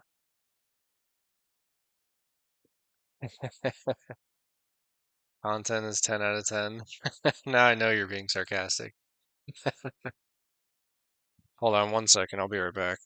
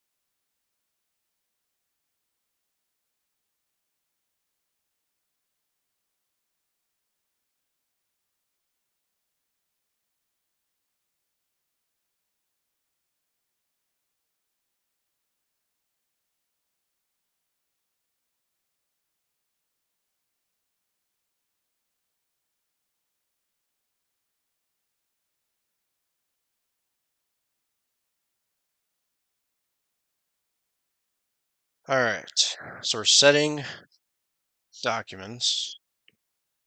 I want to see if it does, let me take this BRB off the screen. Let's see if now, if I do this again, I already tested this, so I want to test it one more time. Does it update the time? So 1913, that's this guy. I wasn't paying attention. Does it do it?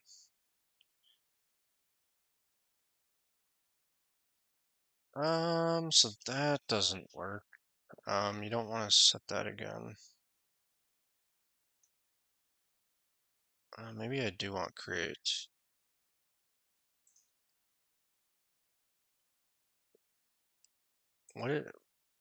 What is changing there, by the way?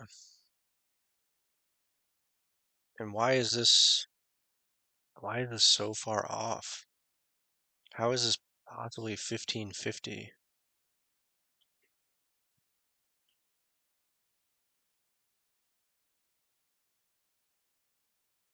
What? Hold on, let me see something really quick.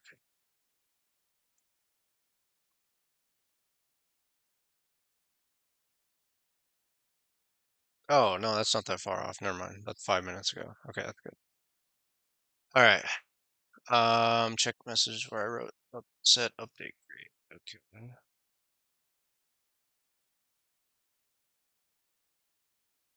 Dude, how do you search this? Set.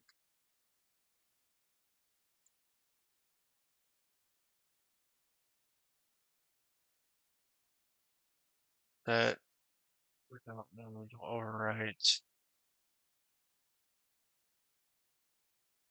Or create if it doesn't exist.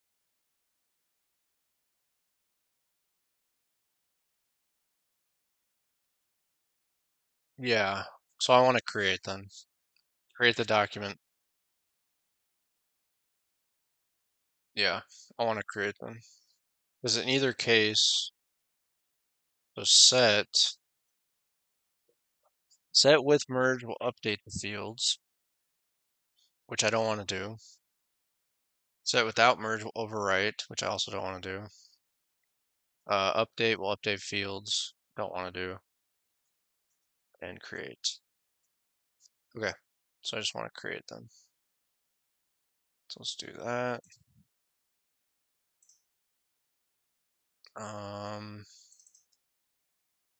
Is it as simple as replacing that with that?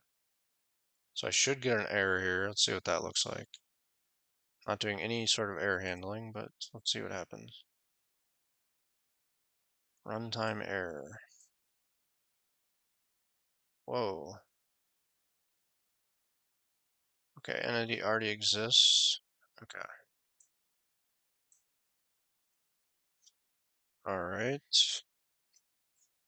So we are definitely getting that error.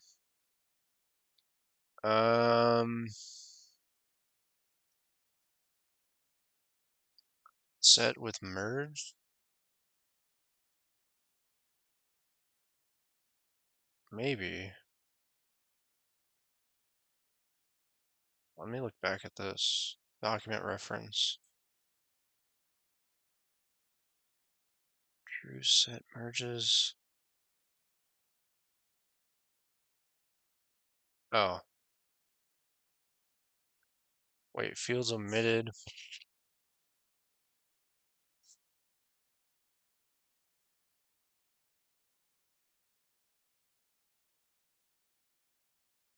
Because it does what create does, also update if it does exist. I don't want to update it though. I think, is merge default? Or does it say the default here?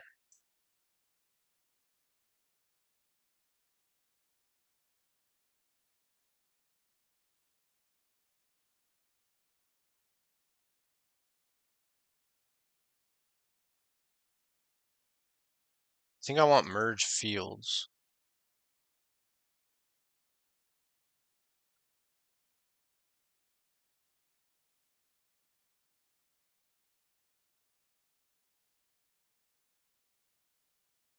Set is something you wrote yourself. Okay.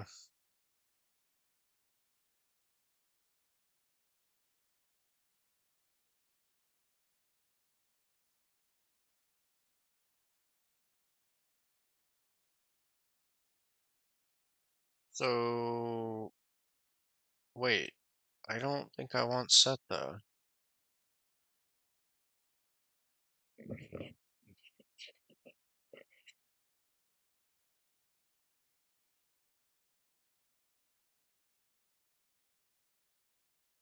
Yeah, this is the data. This object is the data, and the second param is the options. Yeah, but I don't. I don't think update's gonna work. Is it?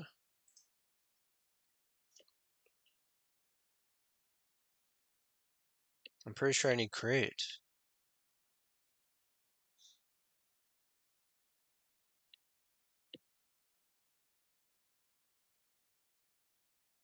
Set merges the values specified in its data argument. So I don't want a new document. I mean, yeah, I do want a brand new document for each guy that joins. Because if a guy joins the pool, I don't want him to possibly hit play now again and skip ahead. I mean, not again, who cares? Nobody's going to use it, but assuming there's a bunch of users, I don't want him to be able to request another play now and skip ahead of everybody. I think, right? Am I thinking about that right? But is there a way to do it with set and not update it? Like update it only the first time? Is that possible? I don't think so. I mean, without some weird logic.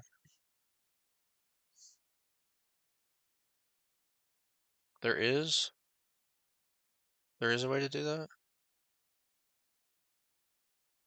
I'm pretty sure it's great, right? I don't know.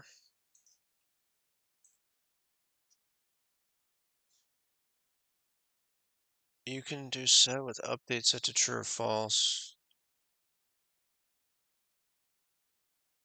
Oh, I see what you mean. Okay. Yeah, we could just not update it. That actually would be the way. But I do want to update it the first time, though. That's the problem. Wait, set would create it. Right, man, I don't know why. I can't even think tonight. So I do want set. Yeah, I do want set.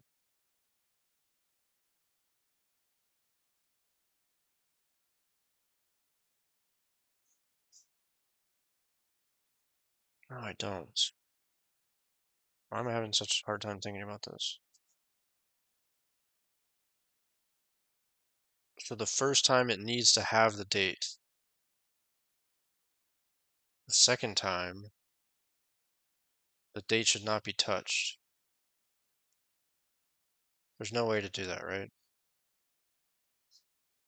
I'm pretty sure there's no way to do that.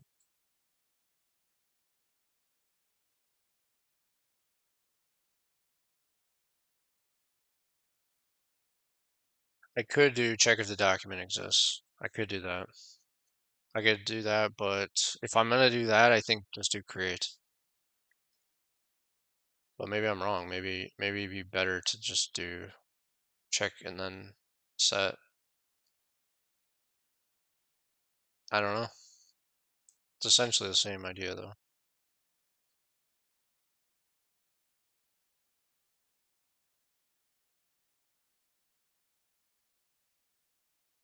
What would be a better way to do it? Probably doesn't matter.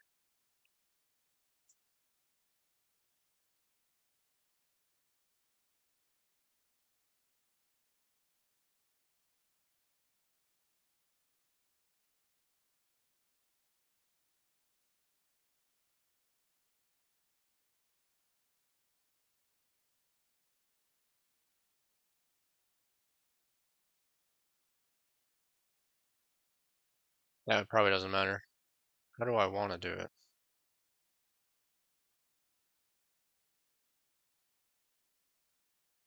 The use case is just a pool of players that want to play. So you just click a button. Say you're logged in. You click the button to play now. It'll add you to the pool, and the pool will. When you click the button, it'll add you to the user to the pool, so their ID and when they got added to the pool, which is a timestamp. And then each time you click that, the function will. Each time that function runs, it'll check. Okay, is there 4 players? Because you need at least 4 players for a game. And then it'll take the sorted by the most recent or the oldest people that it's just a queue basically. That's all it is. It's just a queue. The people that were the oldest, so first in, first out, get the game started.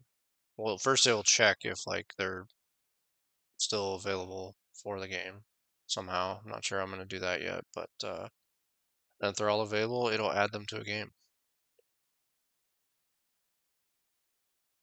and that's it. And a game will just be another collection or another document in a collection. Just use create. Okay. All right, create. So create, where was I? Create server timestamp. I need to handle the case. What does it do? Does it throw an error?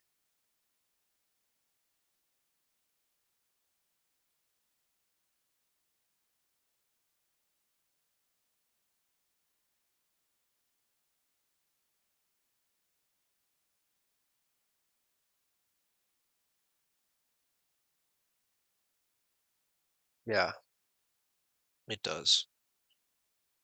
All right, so we need to try. Let's see, play now collection. Let's just get rid of this.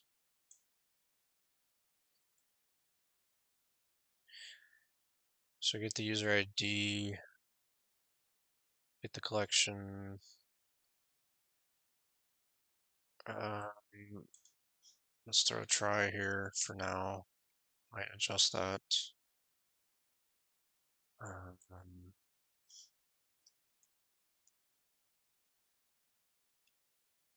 okay,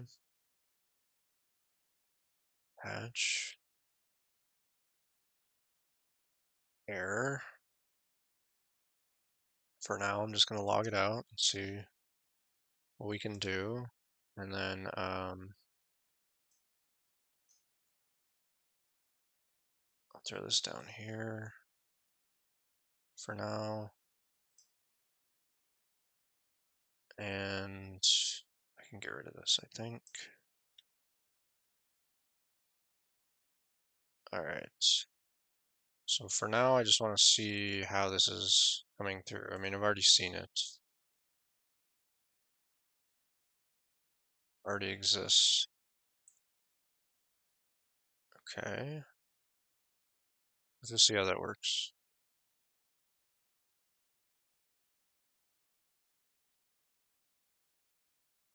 Hmm. Oh, what happened? Play now.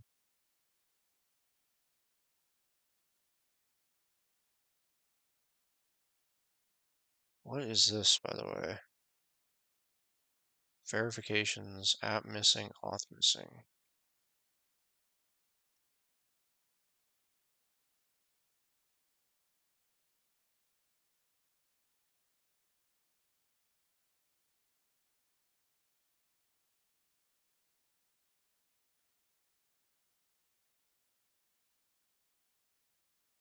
Ah, that's app check.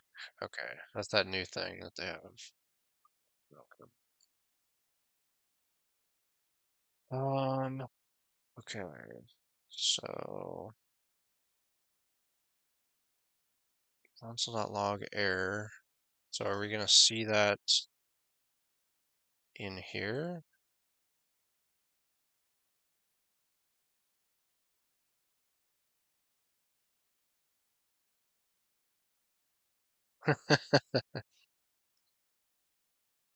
Yeah. So unhandled error already exists. Entity already exists. Um, so does it not console log? Can I not see the error in this case? Oh, never mind. That's a totally new user ID, so there's not going to be an error. Okay, let me try it again. So now we should see something. There we go. Okay.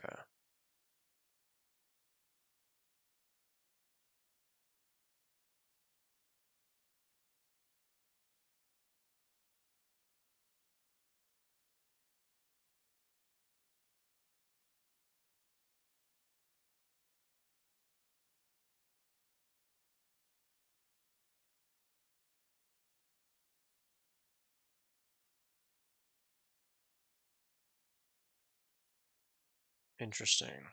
Did it still worked here though, right? I mean, it still didn't error out on the client. Okay. I didn't expect it to. All right.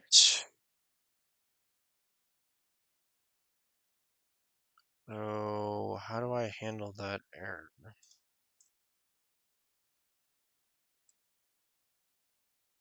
Catch error. Let me see, JSON. Stringify error.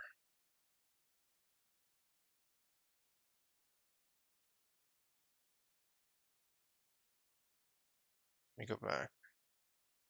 Stringify error. Null. 2.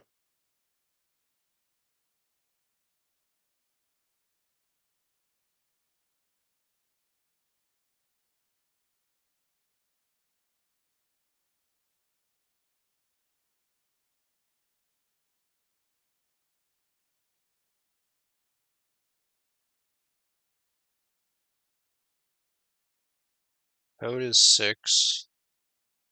Details empty already exists.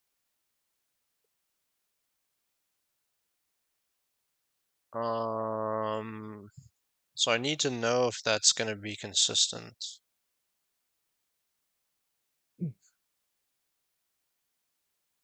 I'm assuming it will, but I want to double check that, I guess.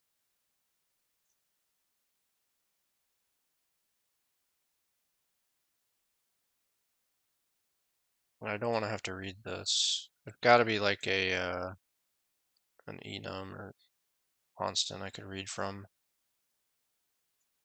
Just check if the document already exists. Yeah, probably, huh?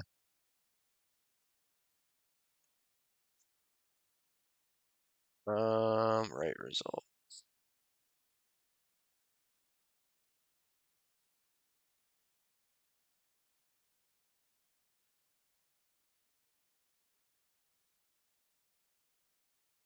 Yeah, I'm okay with the error.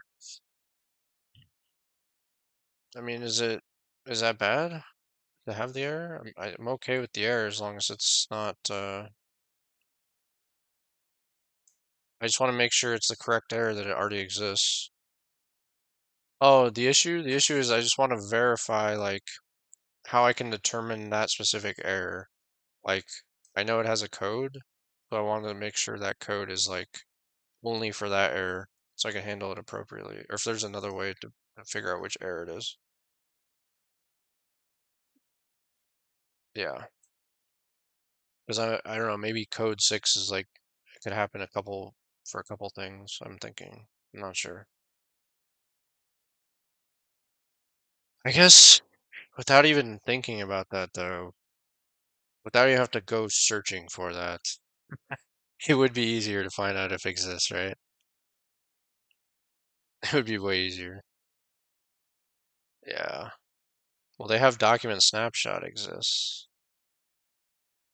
Firebase Firestarter document exists.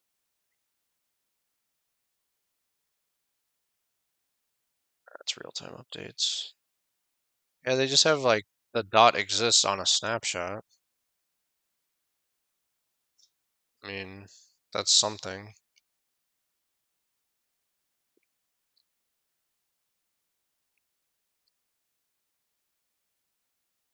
But I actually thought there was something too. There was like just dot exists, like instead of dot get or something.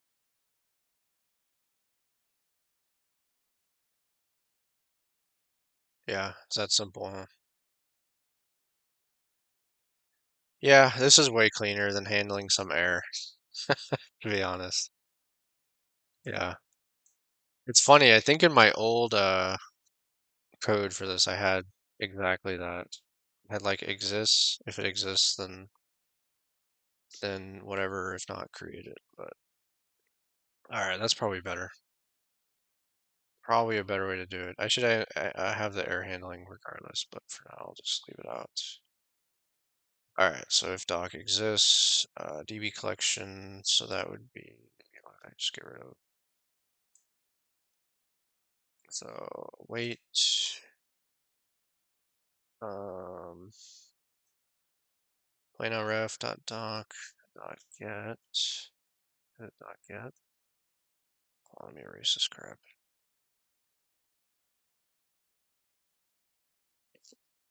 Hmm.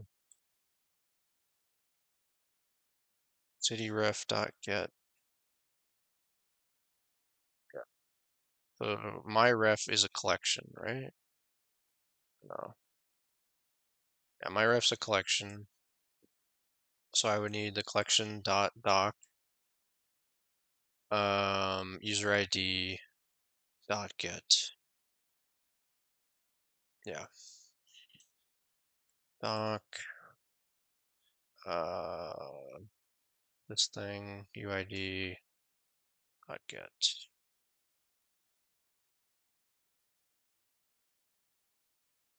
And then yeah, just like that.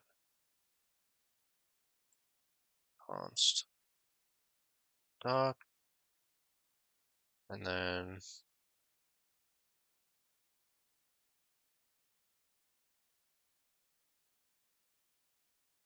yeah, this is what I was looking for.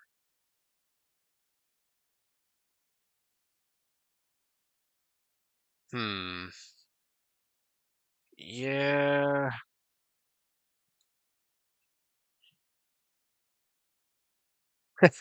I mean, what do you think? Should I use create or should I search first?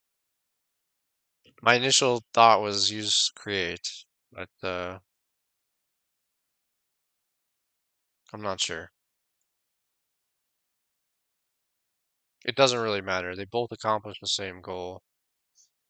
And if I find out it does matter later, I can do it differently. Yeah. Um, the only thing I like about the create is it's only one operation, I guess, which is not a big deal, but it's just like one thing to me is usually better than two in some cases when you don't need to do two. I don't know. It's not a big deal. You know what? I'm gonna stick with create now that I have that error. The prettier, why is it prettier complaining? I think it was TypeScript, not prettier. File you never read. Oh, right down here. Let me see. I don't know. I probably had something weird in there. Not sure. Not sure. Yeah, it's good now. I don't know what that was. All right, let's go with create. So try await doc UID create, and then the error. So I need this error, wherever that was, already exists. So this is an enum. I guess.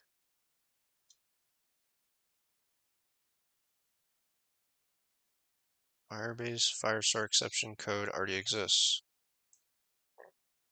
Probably need to import that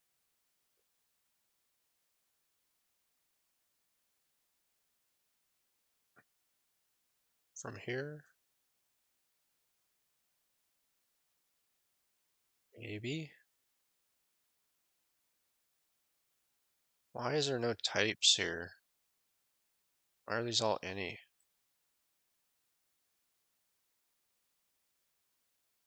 What am I doing wrong? I just used their default setup. I didn't do anything. I don't know. Firebase Firestore exception code already exists. So if error dot code is equal to this thing, then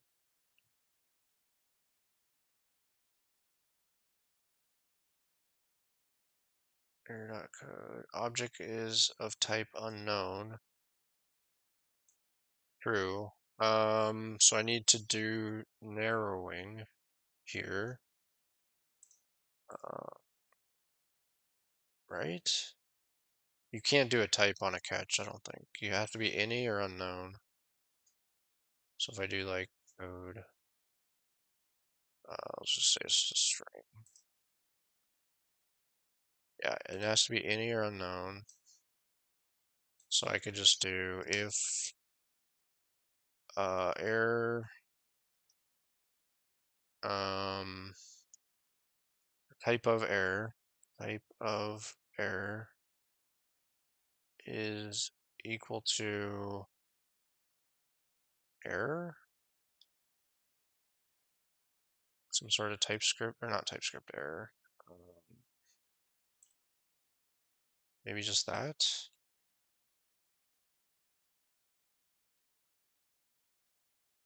There's no types though.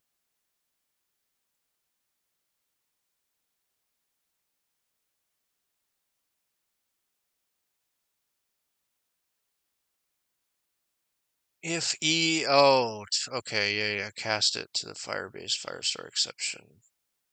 Okay, okay.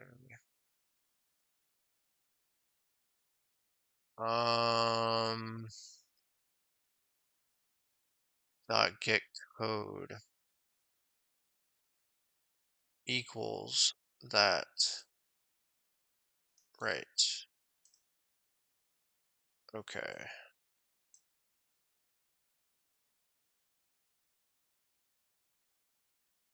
What the heck?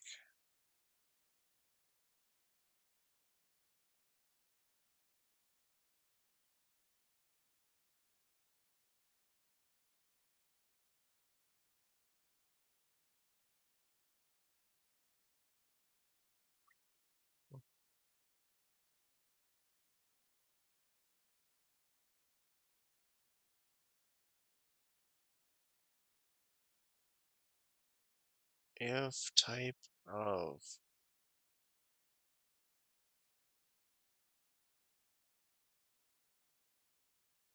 I did. Maybe I didn't do it right though.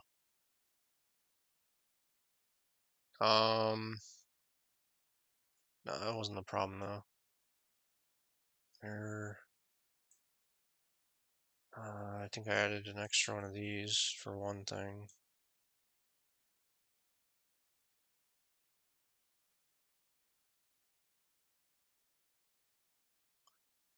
Yeah, I'm having an issue. How do you do the auto import?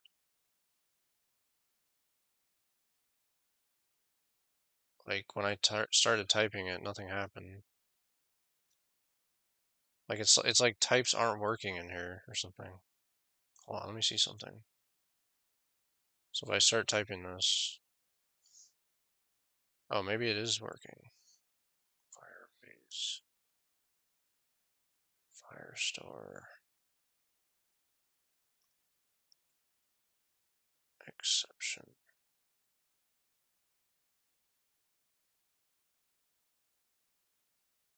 Control space.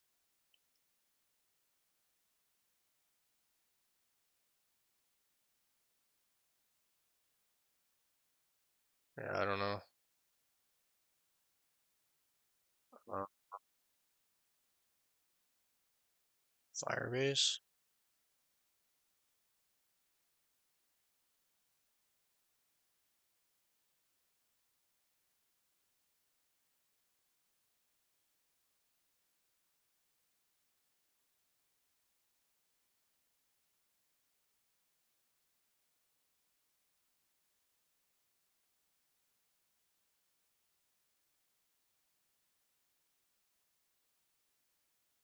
Firebase error.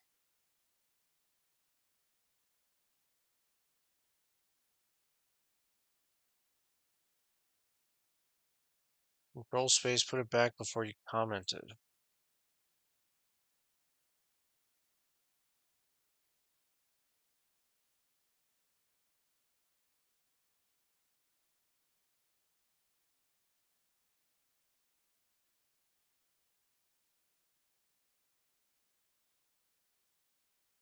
Like this. Oh, Firebase error.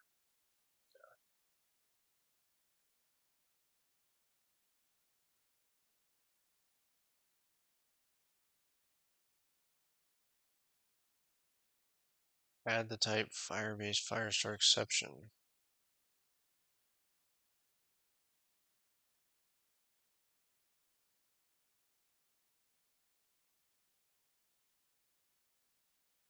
What do you mean add the type?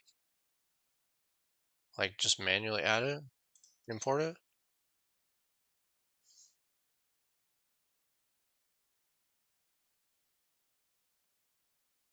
Replace it down here? Okay, you want to auto import. Alright. Let's remove this for now. Everything else is good. Okay, Firebase. Firestore. Exception.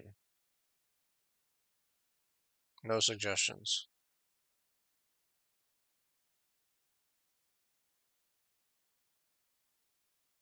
Control plus.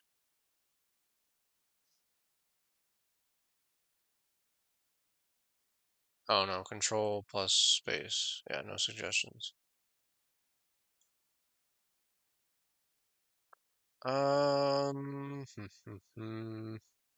Where does this thing exist?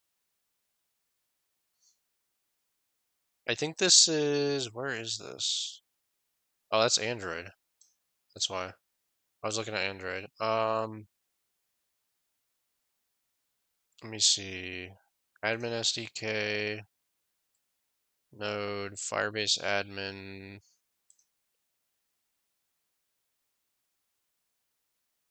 Firebase admin Firestore.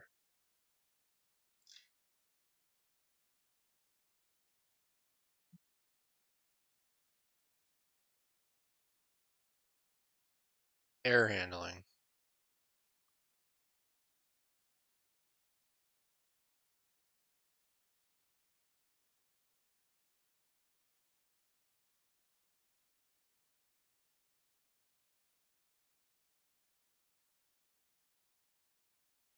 There it is. Already exists.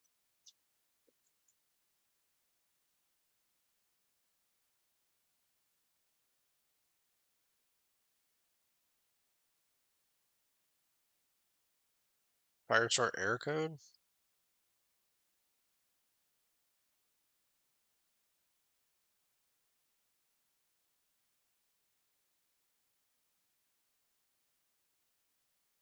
Okay. Firestore.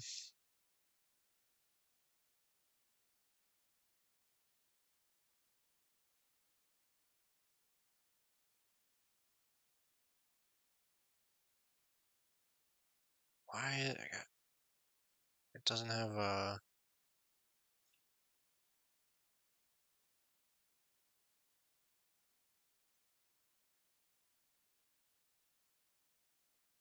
Node.js client, Firebase Firestore.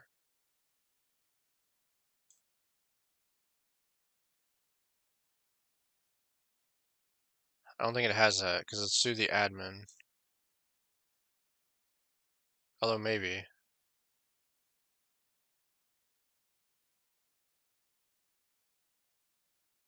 Um,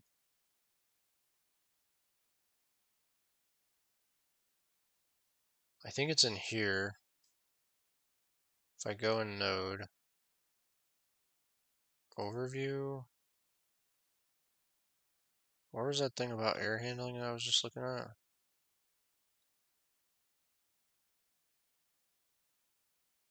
I have no idea.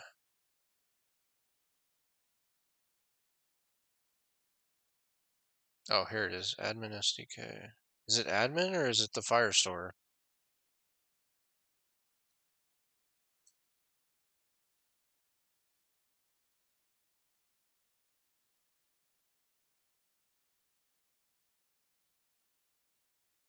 Firestore?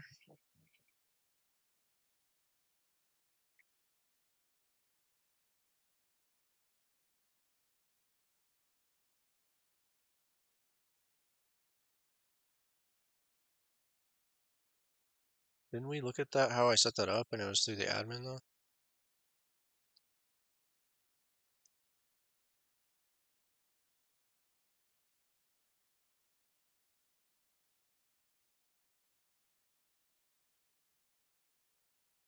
Okay, I mean, how do I get access to this though?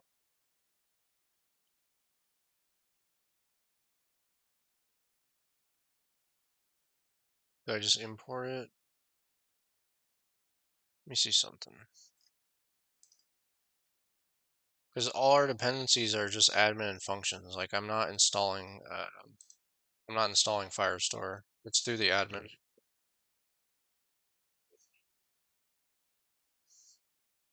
I don't think this is gonna work. Let's see.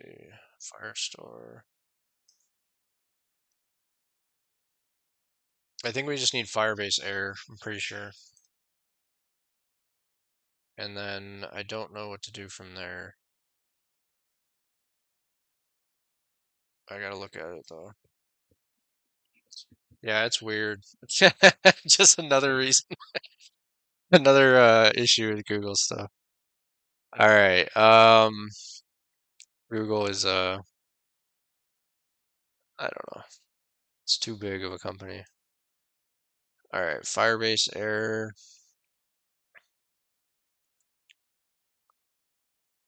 I'm lost. Where am I at? Where was that handling error sections down here? Error handling. Yeah, but like, where was that thing where I set up Firebase or Firestore?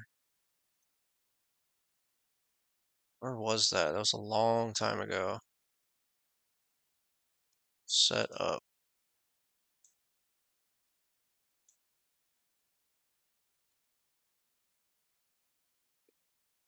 Oh, here it is. Quick start. Okay. Just want to double check something. Cloud Firestore through Node. Initialize on Cloud Functions. Yeah, okay. I just want to make sure there wasn't a way to actually use the Firestore. I mean, maybe there is, but they want you to use the admin SDK. Okay. All right. Admin SDK errors are divided into two categories. Null pointer, da da da.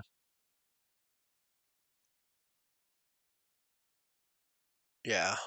Yep. Yeah, that's where it was.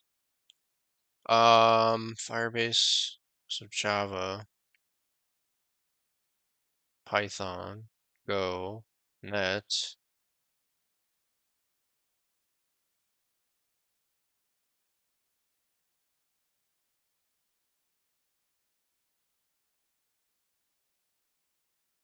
Okay. All this is Java. So I kind of just have to figure it out from this, I guess. Yeah, it did. It did let me do this Firebase error.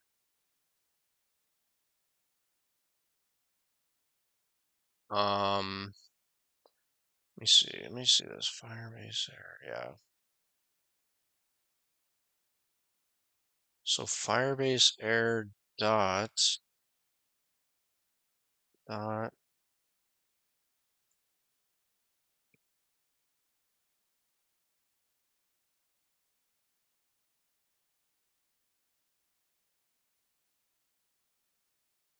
after field value. Yeah, I don't think I can.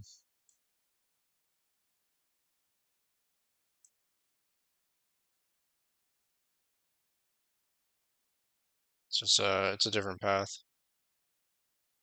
Firebase error. All right, let's look at this thing. So there's a code, a message.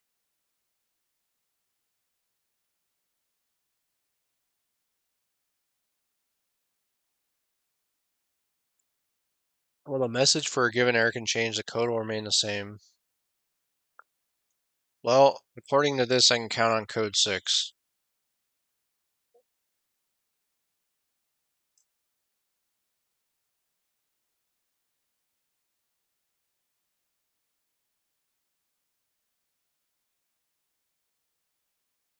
Firestore error code. I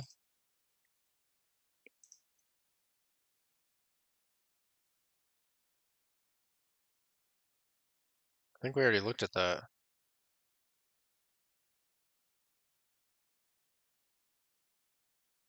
That's not available.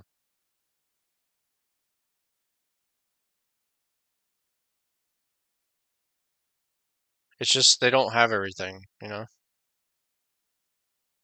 in the admin SDK apparently.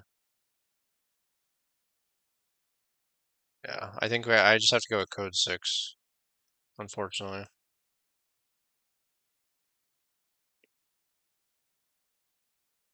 Can I do error as fire?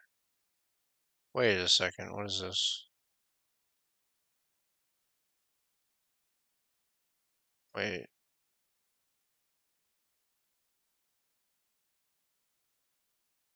what? Hold on.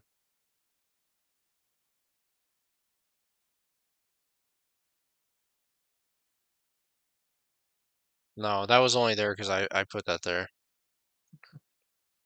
Okay. I think all we can work with is Firebase error, which is crazy, but it's true. All right.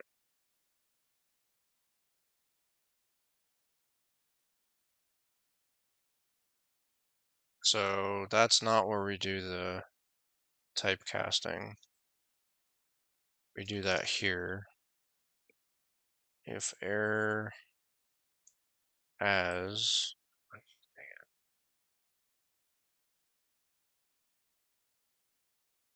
then um is equal to, so this is where we do quotes. I mean not quotes, parentheses. Dot code is equal to 6.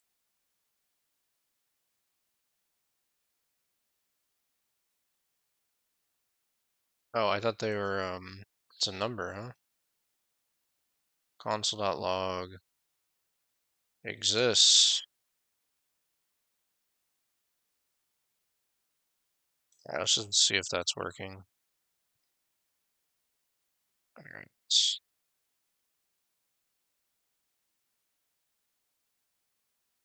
if that's working.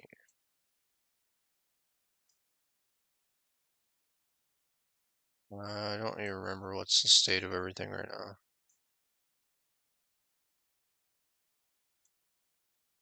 Um,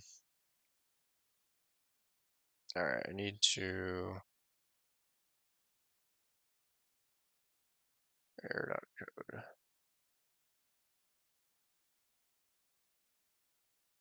Um,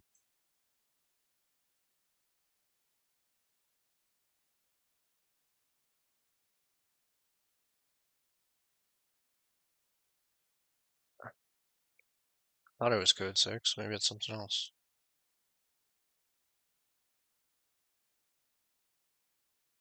It is 6. What? Why am I not seeing that then?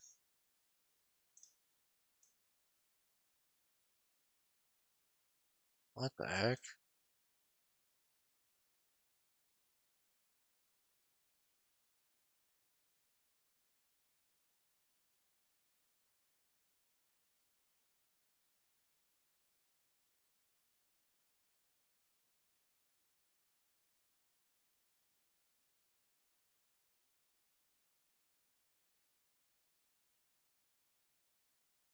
I'm confused.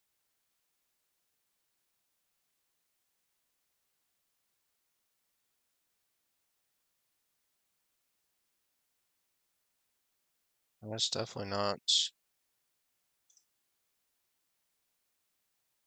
definitely not doing that. The code is 6 with some spacing or something. I don't know what's going on, dude.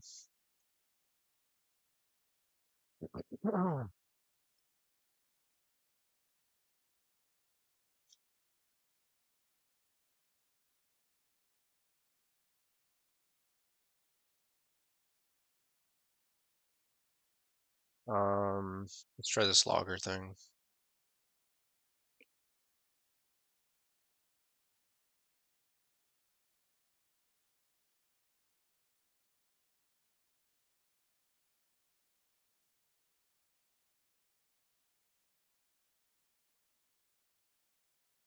See what that does. Take a look.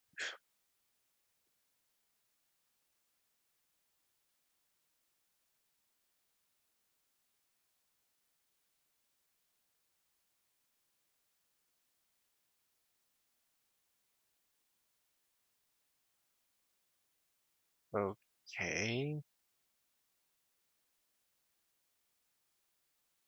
What am I doing wrong here?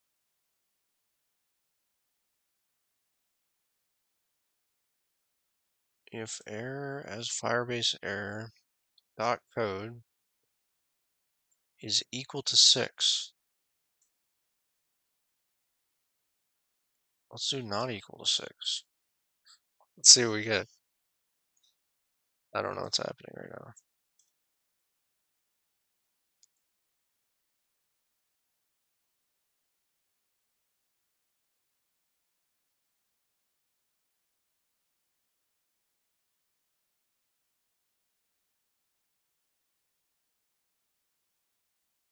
Hmm.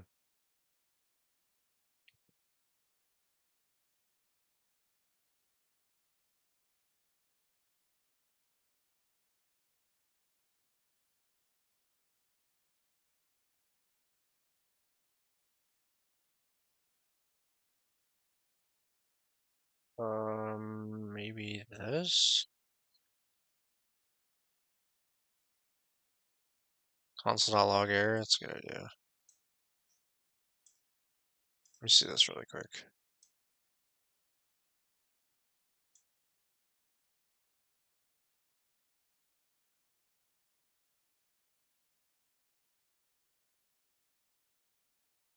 What did I do over here, by the way? I still have not equals. Okay. Console.log error.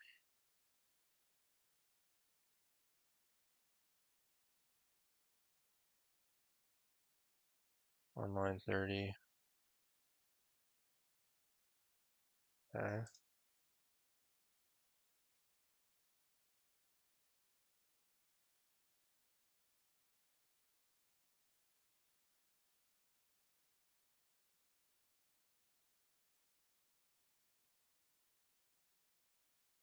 So it's a number.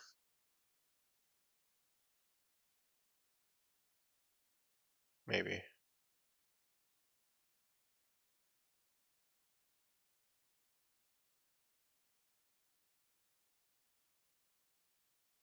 Oh my gosh, dude. Yes.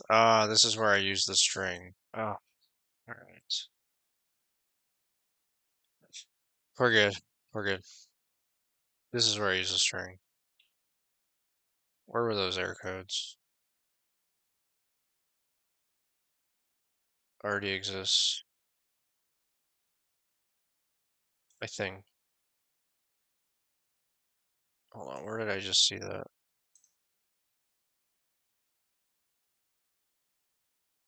Is it late? Man, I'm getting like tired. I don't know. I can't even think right now.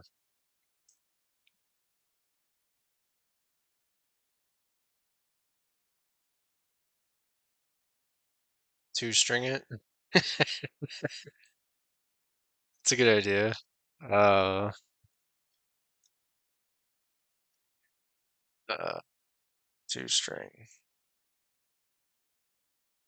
Like that?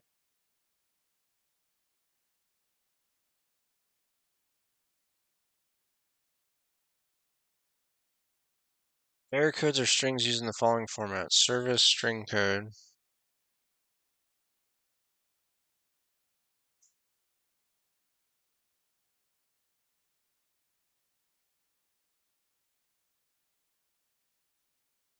Oh, two string like that? I see what you're saying. Yeah.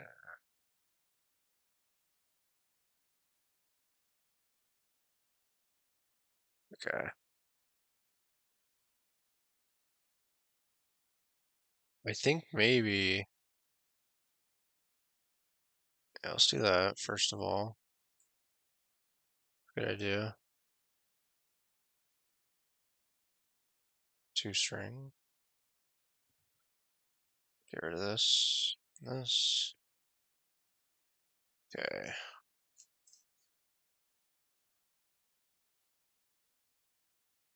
Just do single? Really? Hold on, let me try this really quick.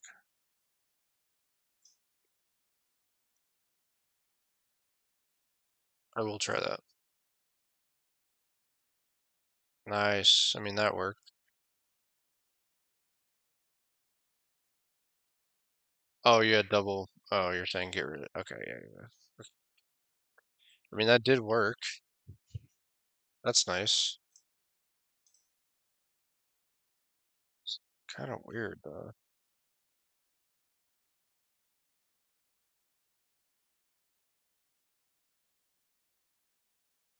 Definitely working.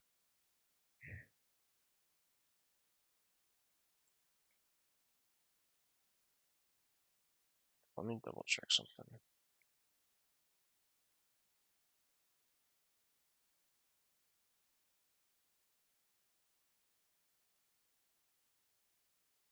Hack his documentation. Yeah, exactly. Seriously. Yeah, no joke. Two string. The fuck. Um, man, what's up with that? Why does it say this? I swear I could do something else here. Where was that? Firebase error.code matters. So error codes are strings using the following format.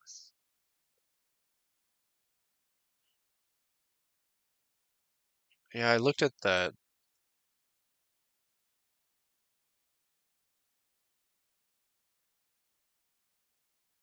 but where do I see that though? Firebase support?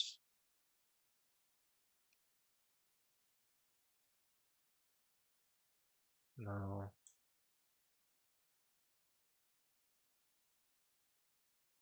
The docs above code?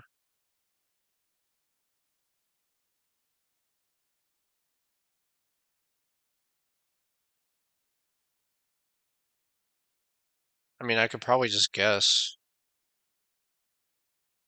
that it's going to be Firebase.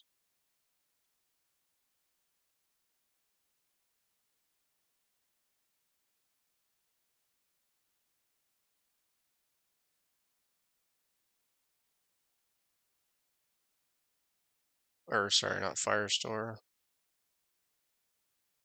It does log as 6, that's true.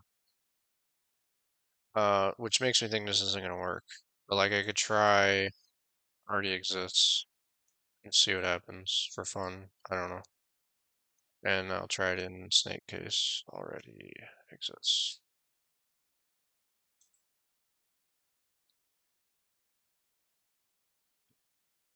Let's add a couple question marks at the beginning.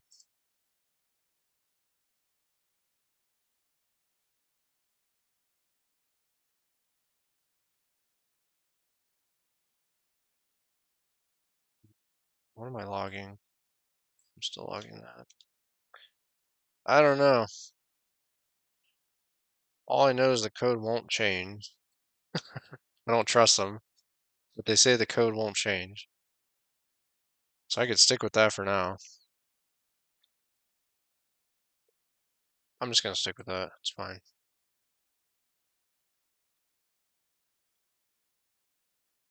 Ah, that's an issue.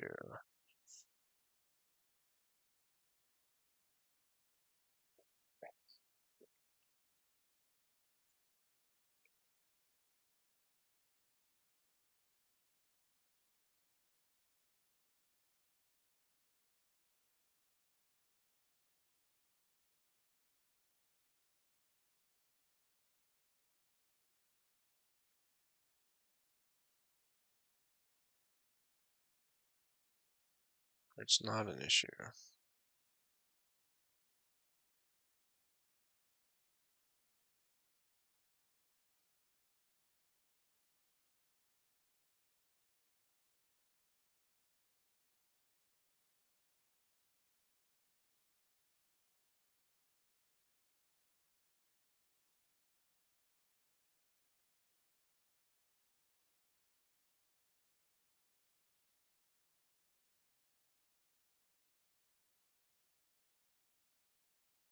Let's,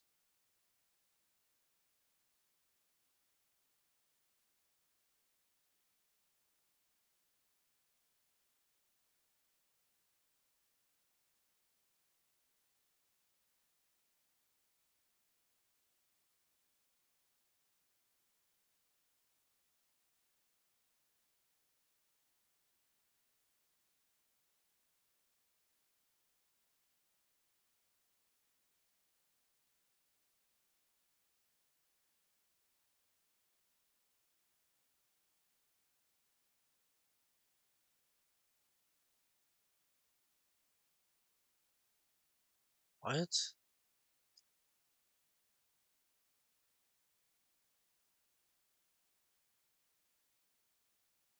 Use Firebase error.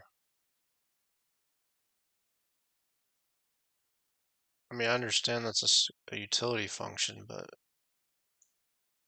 what? How does this help? I don't understand it.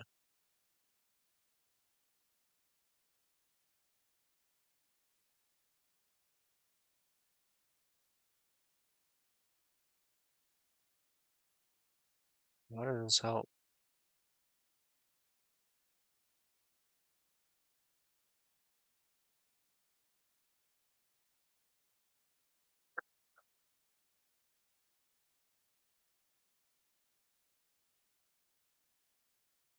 Nobody in this use code as a number.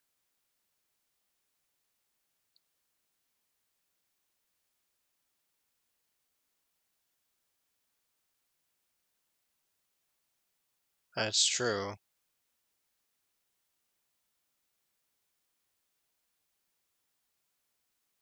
Yeah, I agree.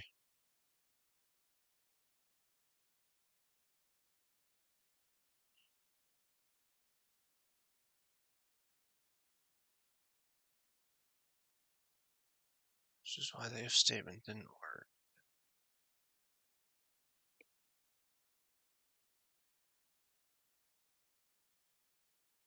Yeah.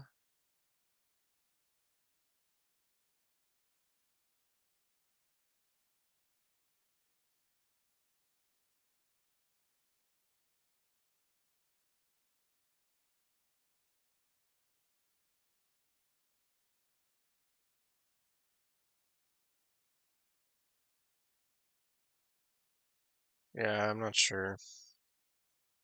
I'm okay with it. The one thing is, like I said, they said it should be the same. It should not change.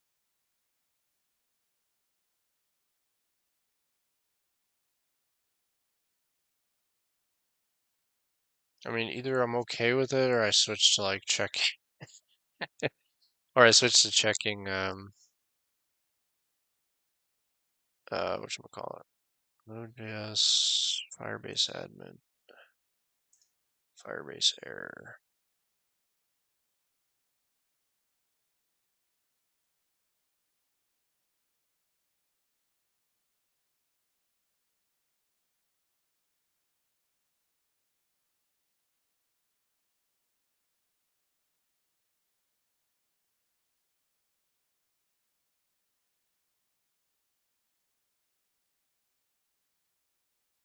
You know what? Let me scroll up here.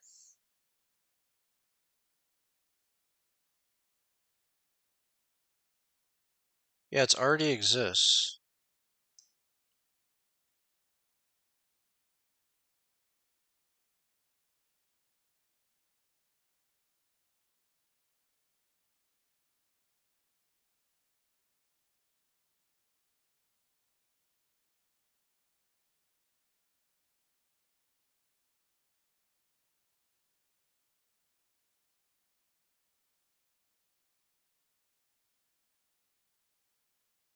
being used as a value.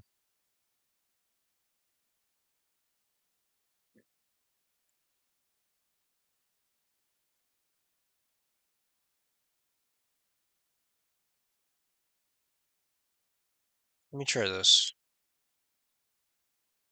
Let me try all like I had it before. Already exists. Let's see what happens here.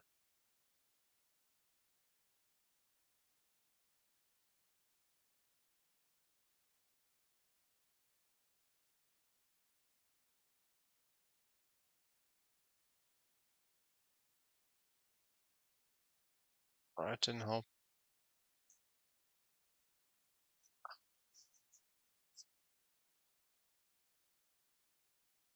Honestly, I'm ready to just move on, but I am curious about what the heck's wrong, but it makes me want to just check if the document exists and not worry about create. You know?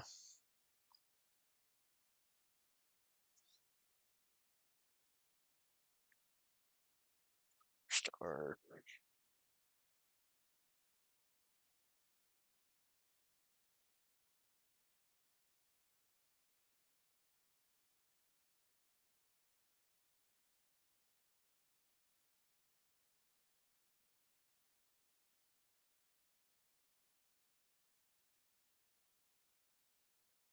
Yeah, let's try this. I'm not sure if that's what you meant, but let's try this.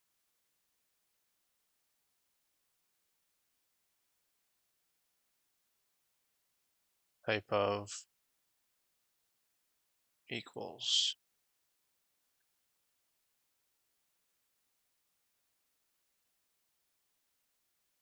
Wait, type of error. No, it doesn't work. I don't know what I'm talking about.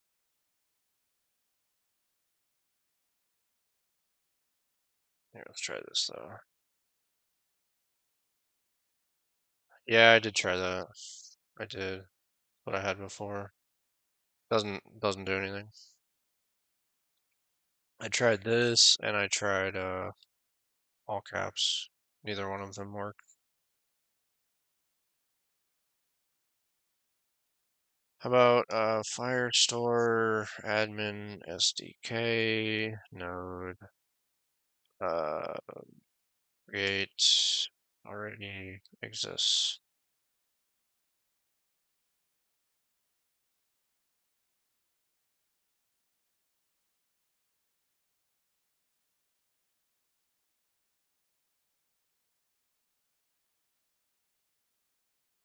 I don't know. This is crazy. I'm just gonna check I think I'm just gonna check if the document exists. I don't know. I don't want to rely on some code that's not like a code, I guess. All right. Constock await Plano ref doc UID get. I'll leave this here to look at later, I guess. If doc dot exist, if doc does not exist, where are we? Then do nothing basically. It's our guard clause.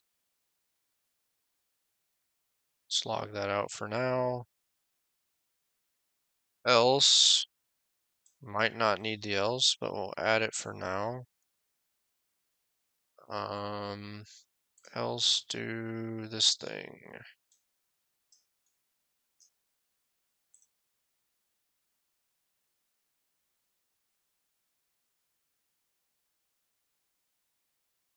Um, create. So we'll never have the error, hopefully, in this case. Oh no, sorry, I have this backwards.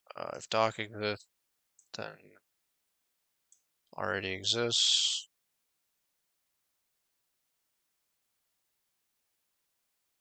Else, do that. Comment that out for now.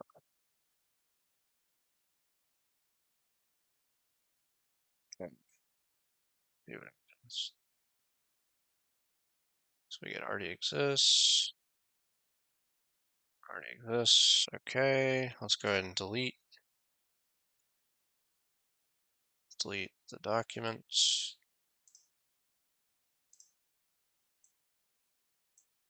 I'll just delete the collection actually. And re-add the collection. I don't like how it doesn't update, but alright, play now. Cool. Okay. And let's try it now. Should have added it. And it did. And if I try it again, it won't let me. I hope. Already exists. Okay. That's the first step.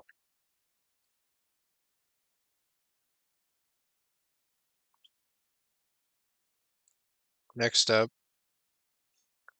I need to read from, so first step, I'll just write this, add player document, or no, document for player user ID if not exists. That's step number one. Probably remove that comment later, we'll see. Next step would be check the collection for number of players, 2 or 4. Sort by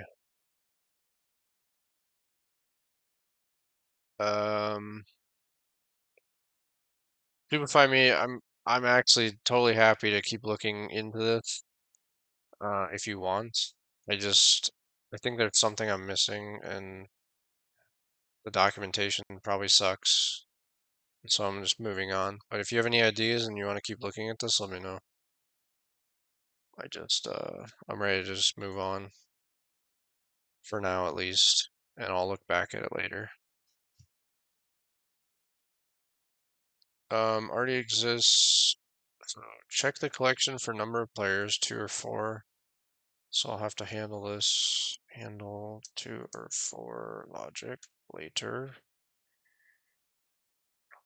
Sort by date, timestamp of documents. And then for now, we'll just add them to a game document in games collection. And that will change. Well, there's going to be more to that because we'll have to like verify if they are, yeah, we'll have to verify if they're available. How do we want that to work? So you click the button. Let me think about this. You click the button. There's some sort of loading or saying finding opponent, something like that on the screen. I do want the functionality to remove. So play now. I'm going to conditionally render these, but for now, let's just render them both, just for testing purposes. On click equals handle. I want to say cancel play now or remove from pool. That's fine. We'll just say remove.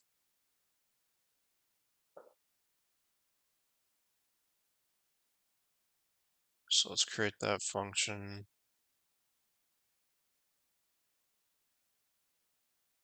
For now, up here, console.log Remove.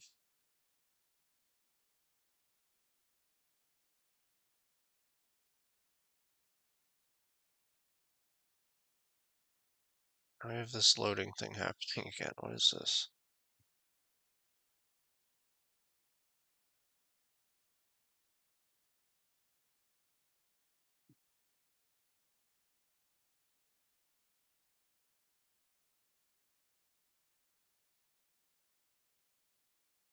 Oh, I know what it is. It's this again, I think.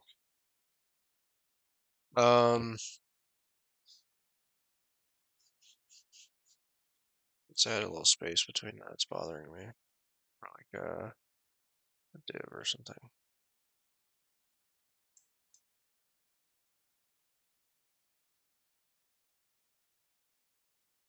Let's just quickly add some BRs. I just want to see some space between these without dealing with the styling for now. Okay, play now and remove. Remove is gonna console log remove. Okay. So remove, we need another function for that.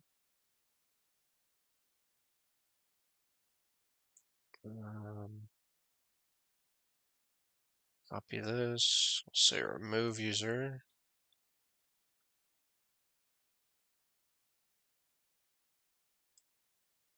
On call. Okay. Let's get rid of this stuff.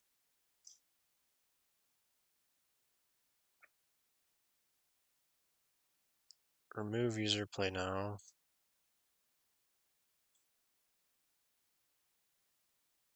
Okay.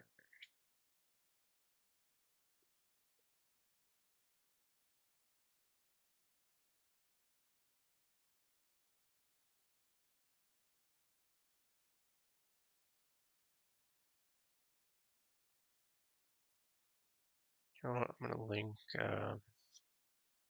gonna link this in here. Check it later.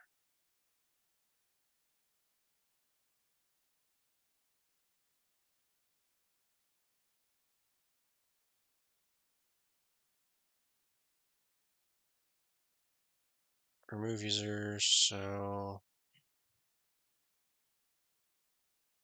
remove document for player if exists. User ID is that. Cons play now ref is that. Doc is okay, so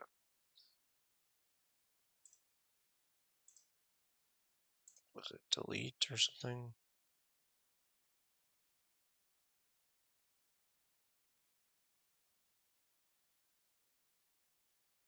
Add and manage data. Delete data.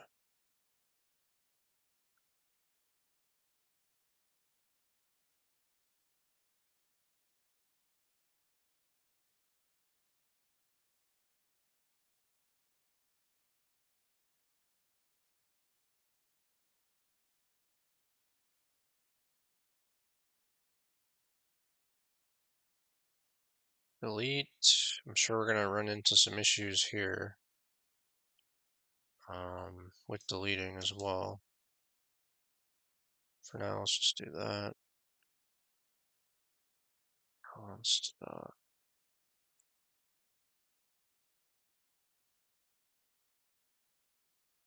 Right. Let's see what that does.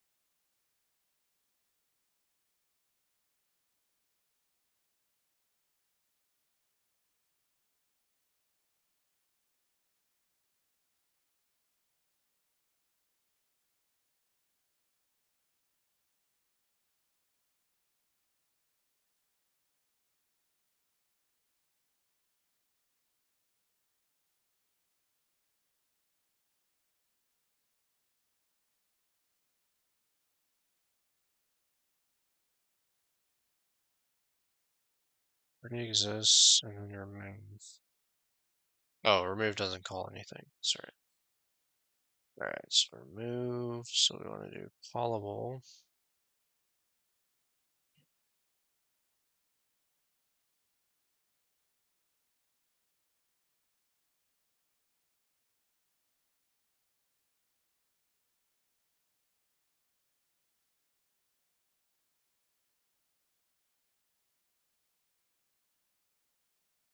Um, add user play now, HTTPS callable, so this will be removed.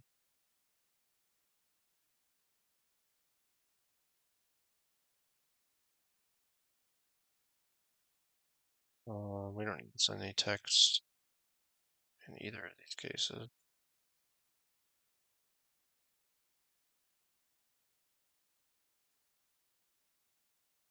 Okay.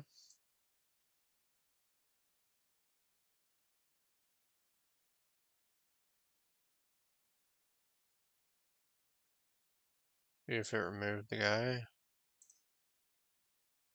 And let's see if we try it again.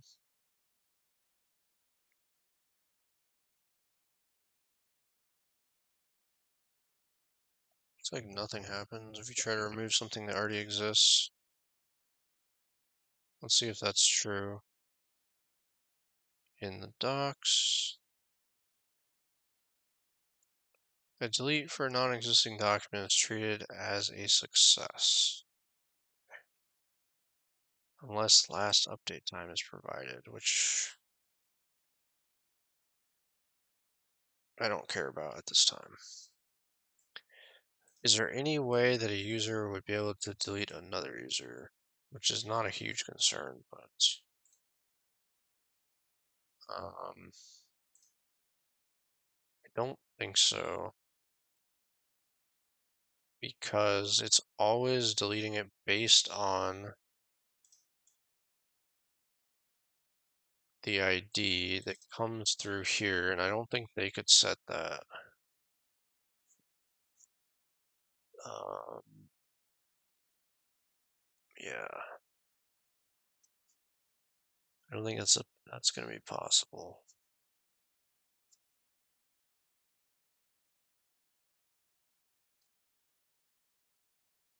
Let me read about callable functions for a second. Build, load functions, call functions.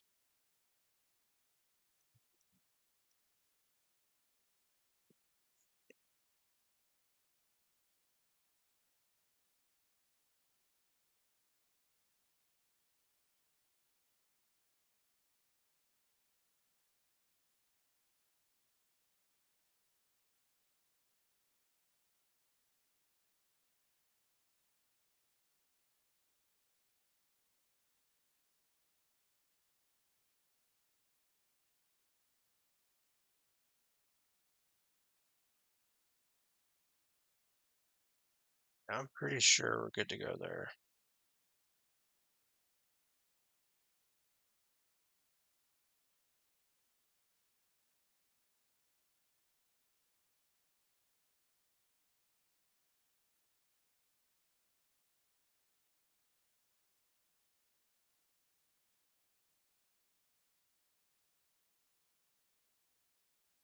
Based on what I'm reading here, I think we're good.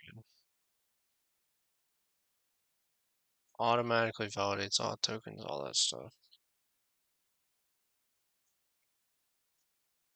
Okay. Okay. So they remove themselves from the pool. And again, these are going to be conditionally rendered based on what state they're in. Um,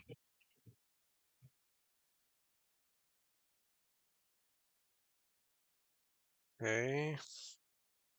So you add yourself to the pool, you remove, and then in here, I'm going to have a constant defined at the top, which will be uh, player's target. For now, I'll just hard code that to 2.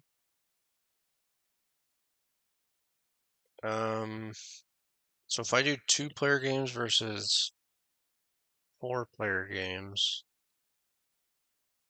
I also have to think about like if there was like, so you have to have it 2 or 4. You can't have 3 unless there was bots. Um, I don't like the idea of bots. I've never liked that. Like if the person leaves, like you just lose the game. Is how I want to do it, basically. Well, since there's not going to be bots, there has to be 2 or 4. There's not going to be more than 4. There's not going to be less than 2, and you can't have 3. So in that case, we're going to have, I think, 2 separate pools, one for 2 players, one for 4 players. So, and that's going to come through in the request. It's going to be data. So data, let's see, handle play now. So for now, we'll just path along 2 players. How do you do that again? Number of players. Say 2. While we're testing,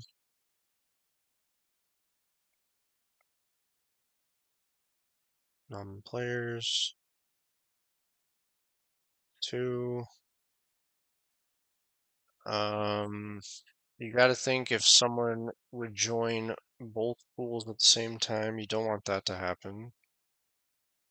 So both pools at the same time.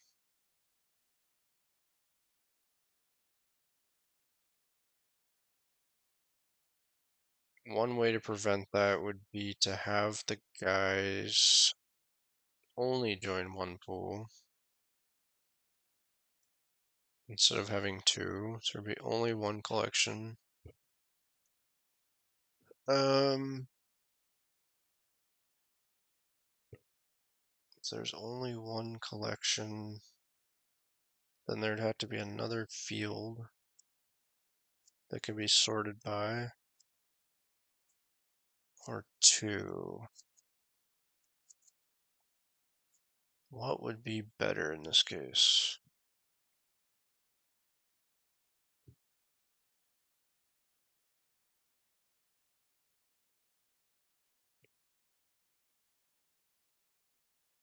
Play now pool, so 2 players and 4 players.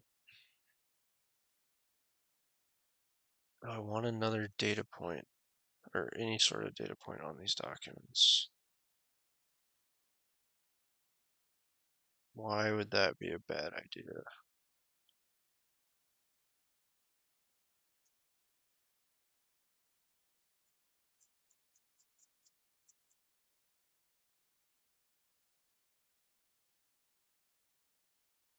Thinking right now.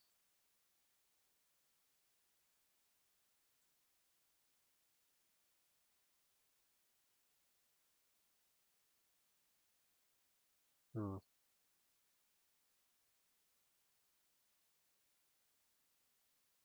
My instinct says right now to go with 2 pools. So what would the logic look like if it was 1 pool? When someone joined, you would look at how many players. First, you'd have to sort or filter by the type. Yeah, I don't really like that. I like having 2 separate pools. Alright, so let's start a new collection. Play now pool, let's delete this collection.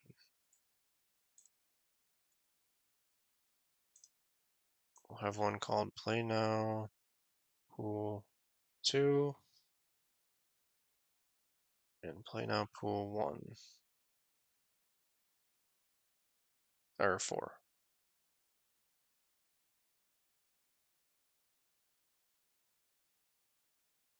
Okay, pretty simple.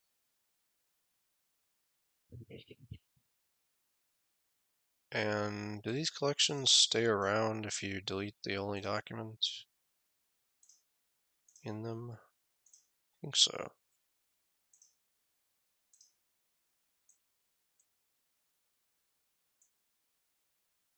Let me see. Or can you not delete the only document in them? That's what it looks like.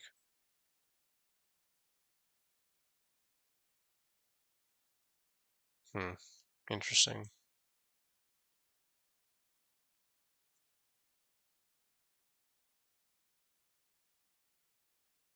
Anyways, all right. So that's a data point. Handle cancel num players too.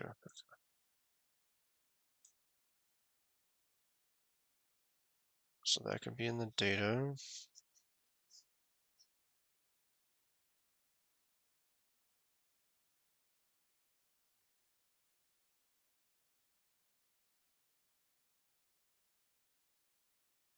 I'm gonna do this kind of hacky for now. Players is a number undefined,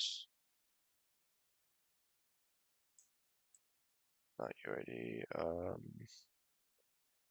Data dot num players.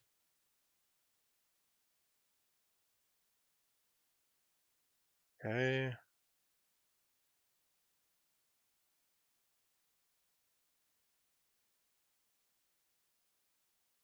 Document play now. So that'll just be the collection.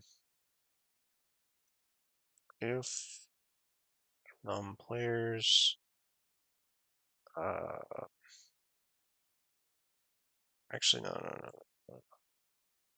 Don't need what I just did. Just do this. So this would potentially be a security risk, right? If I just did like string interpolation.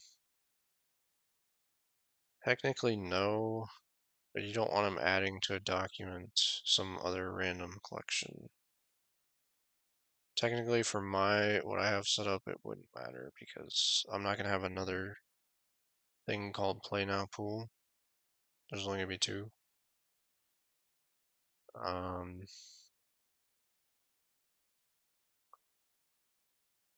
But I could just sanitize it, I guess, just in case. Not a big deal. Play now pool, num players. Oh no, that's what, no, TypeScript. So TypeScript doesn't help here, 'cause it's not going to check what's coming in. It's only static. So I need to do if num players is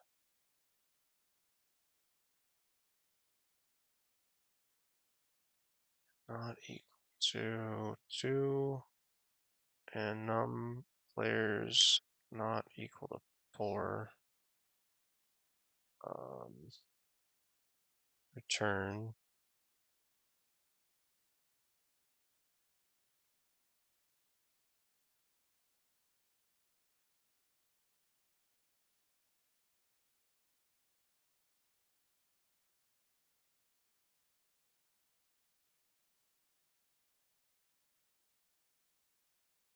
something.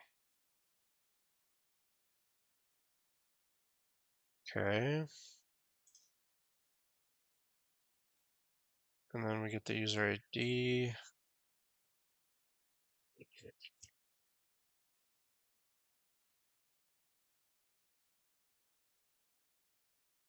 Play now ref is 2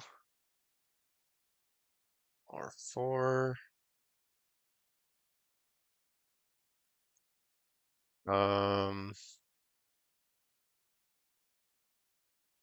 I could put like, I could definitely do 2 or 4 like that, but it's not going to help me in terms of checking and the requests coming in. So I might as well just put this.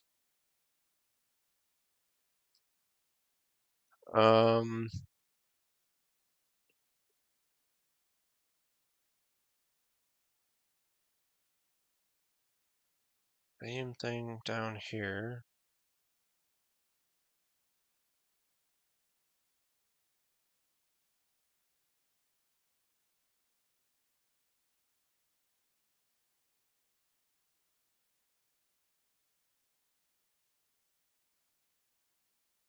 We also want to check if that person's in the other pool. It'll not let them join another one. So that would be, I don't know. I'm actually going to stop the stream for 1 minute and come back. We'll be back shortly. Thanks for watching.